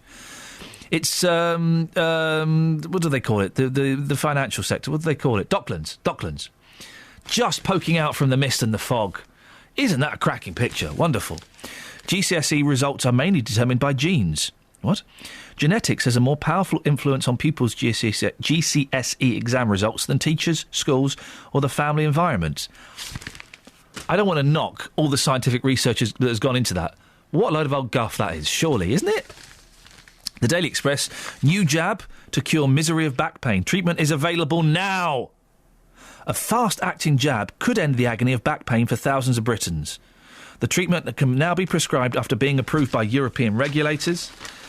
Where's the Mail? The Mail's up here. Danger in the GP surgery. And it's Danish PM Helle Thorning-Schmidt. Who knows who Helle Thorning-Schmidt is married to? Oh. Ah, ha, ha. What question were you going to answer, Catherine? Selfie. Selfie, yes, but who's she married to? Mr. Thorning-Schmidt? Neil Kinnock's son. You're kidding me. Isn't that odd? So why is it not Thorning-Schmidt-Kinnock? Well, you know what these Danish women are like. I don't. Feisty. Oh. The Scandinavian women are very, very independent and women's lib, for want of a better phrase. I like the sound of those women. No, you don't. My sister-in-law, my wife's husband's wife... Your wife's husband is you? My wife's husband's Sisters. wife...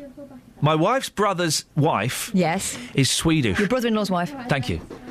But my brother-in-law's wife could also be my sister, who's English. Don't care. What's the connection? She's Swedish and she's don't do nothing. Right. That's unfair. I retract that immediately. And by the way, good for her. I retract that immediately. But come on. Don't do nothing. People fall. Don't do nothing. This is a show for another day. But women and men naturally fall into gender-specific roles. Mm-hmm. That happens. That's a fact. And how do you define those?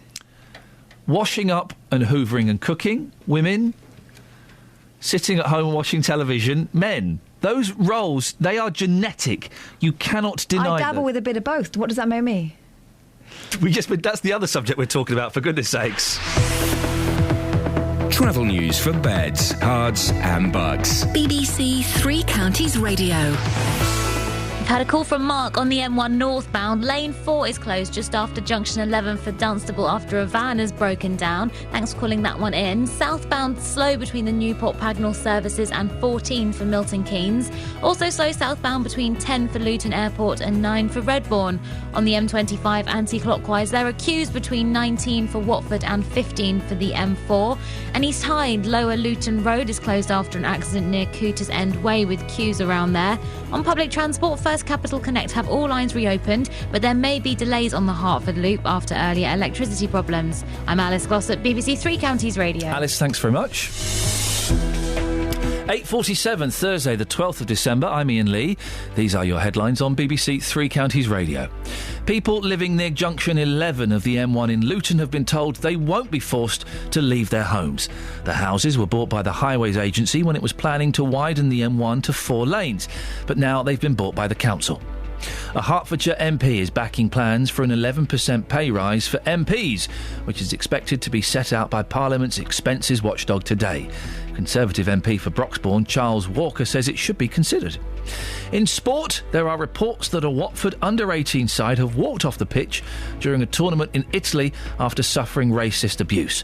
The club is expected to make a full statement later. If you know anything about that story, please give me a call, 08459 455 555, or send me an email, ian.lee@bbc.co.uk. It's 8:48, let's get the weather. Here's Elizabeth Rizzini.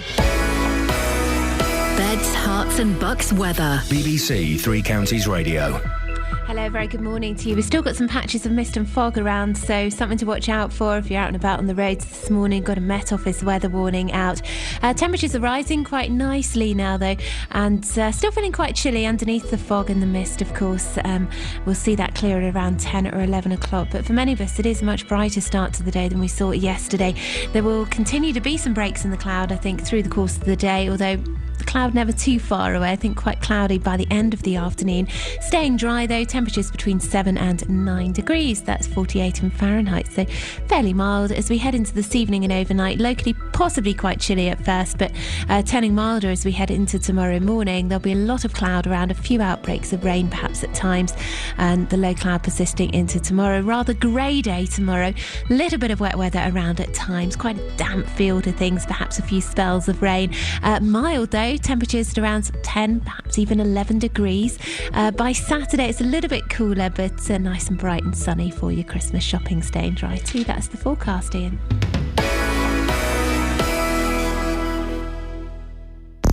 Every weekday morning from 9. That's ghastly. It's absolutely disgraceful. Don't talk about morals because he doesn't care about the man in the street. The biggest local talking points. I found out a couple of hours later it was a murder.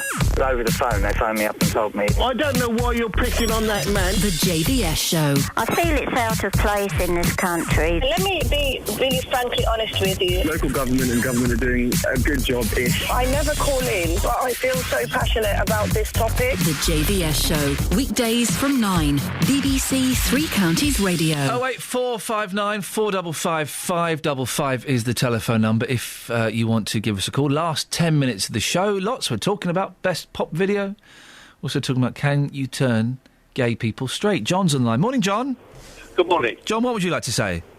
Well, you're taking a lot of gumption on my behalf. I've been listening to you talking about the Christians and gays and all that. I'm just wondering how they would feel about hermaphrodites, because I am one, and I'm neither one nor the other, but I have both sexual genitals, shall we say. And I find it very difficult, very, very difficult sometimes, because I can have relations with both with no problem. So their views be on somebody like myself. How is it, bearing in mind we have young ears listening, so I have to tread slightly carefully. Yeah. Everything works, does it? Yes, yeah. Everything works apart from I can't conceive. OK, right, OK. And how has this impacted on your life? Well, in years, I didn't know what I was. Obviously, because I'm a male on the outside, but I have female on the inside and female whatever, shall we say. Yeah. This must have been very, very confusing for you, John. It was for a very, very long time. But, again, I spoke to somebody that wasn't one, but it was very understanding, and they said, you are what you are, and when you come to terms with yourself, that's what you're going to be. And I looked and I thought very hard about it, and I read a lot more about it, and John? And it's hard to find somebody that is understanding. But I have found somebody that is very understanding. I was going to ask, do you have a partner? Yes, I'm happily married. Right. I'm happily married, but it's best of both worlds, if you like to say it. But although it's not used as best of both worlds. So do you because I am happily married. You're using the name John. I'm assuming you're married to a woman. Is that correct? Yes, correct. So yes. did you have two children? Did you have to make the decision? I'm assuming. Are they adopted? Did I have to make the decision? Well, the children, are they adopted? Because you said you can't conceive. No, I can't conceive, but I can produce. Oh, OK, right, OK. And did you have to make the decision to live as a man? Yes, I did. I must admit, I did try both. Yeah. And I enjoyed both. But being a man on the more man than female, I decided to live as a man. Well, John, you asked how Christians would approach you. We've got Jack on the line. Jack, you are a Christian. Yes, hello, I am. Good morning, Jack. What would you say to someone like John, who is an hermaphrodite? Well, actually, I didn't quite hear what he was saying, but basically, before, on the line, there was, I think it was you saying that the Bible accommodates, it's full of love, so it accommodates everybody. Is that correct? Well, is that what the Bible does? Well, if you read the Bible, it's quite clear from the Bible that it's a sin, you know. Not being gay, but gay. And it's homosexuality is just abomination. Jack, can I ask you a question? Can I ask you a question? Yes. We've got John on the line, who's a hermaphrodite, but what that means is he has the genitals of both sexes. Yes. And he's had relations with men and he's had relations with women. He is currently married to a woman. Yeah. What would the Bible say about that? Well, it's an abomination. And that's it. Well, it's quite clear. Jesus hates the sin. Obviously, he loves us. But what does it mean? You know, people just are led to believe that if Bible is full of love, they'll be good anyway. But it's just full of... So you're saying to John, who's on the line with us still... Yes, okay. You're saying that John is an abomination? Despite being born that way, having no choice in that in how he was created, surely one of God's children, but yet he's an abomination. Yeah, but I think it's not right to say he has no choice. Well, he does have a choice. He doesn't have a choice, in as much as he has been born, maybe you've not heard this, he has been born with both male and female genitals. Okay, so I don't know that, really. I don't know how to... Well, as a Christian, what would your feeling be on that be? Well, I believe it's like... It looks like it's not normal, definitely. It's not normal. Okay, Jack. John, hang on a second. Let John respond. John, you've heard what Jack has had to say there. What's your response? Hello? Hello, John. Yeah, what's your response? Well, my response is I'm sorry, but if that's being a Christian, I'd rather stay as I am, thank you. I consider myself very lucky that I am what I am, and I also consider myself very lucky that in the early days my parents didn't go down the usual line of choosing one or the other. They left the choice up to me. So I'm very happy, and if that's how religion is going, then I'm afraid people can keep it. It's not very loving, is it, Jack? It's not a very loving attitude to call someone an abomination. It's not a very loving attitude. Well, if you accept Jesus as a creator, and obviously everyone can be saved, but we're talking and this cannot be changed. What how John was born cannot be changed, and I understand that. But it's like can John be, to use your language, can he be saved or not? Definitely, he can. He needs saving though for what he's going through. Well, he needs saving, definitely. But it's John, you need to be saved, John. I need to be saved, do I? Well, all I can say is, Ian, that if that is his God's doing, what his God has done to me and made, he can keep his religion. John, can I ask you one question? The very first thing you said when you came on, you said this is very hard for me to do. Can I ask why is it so hard for you to do?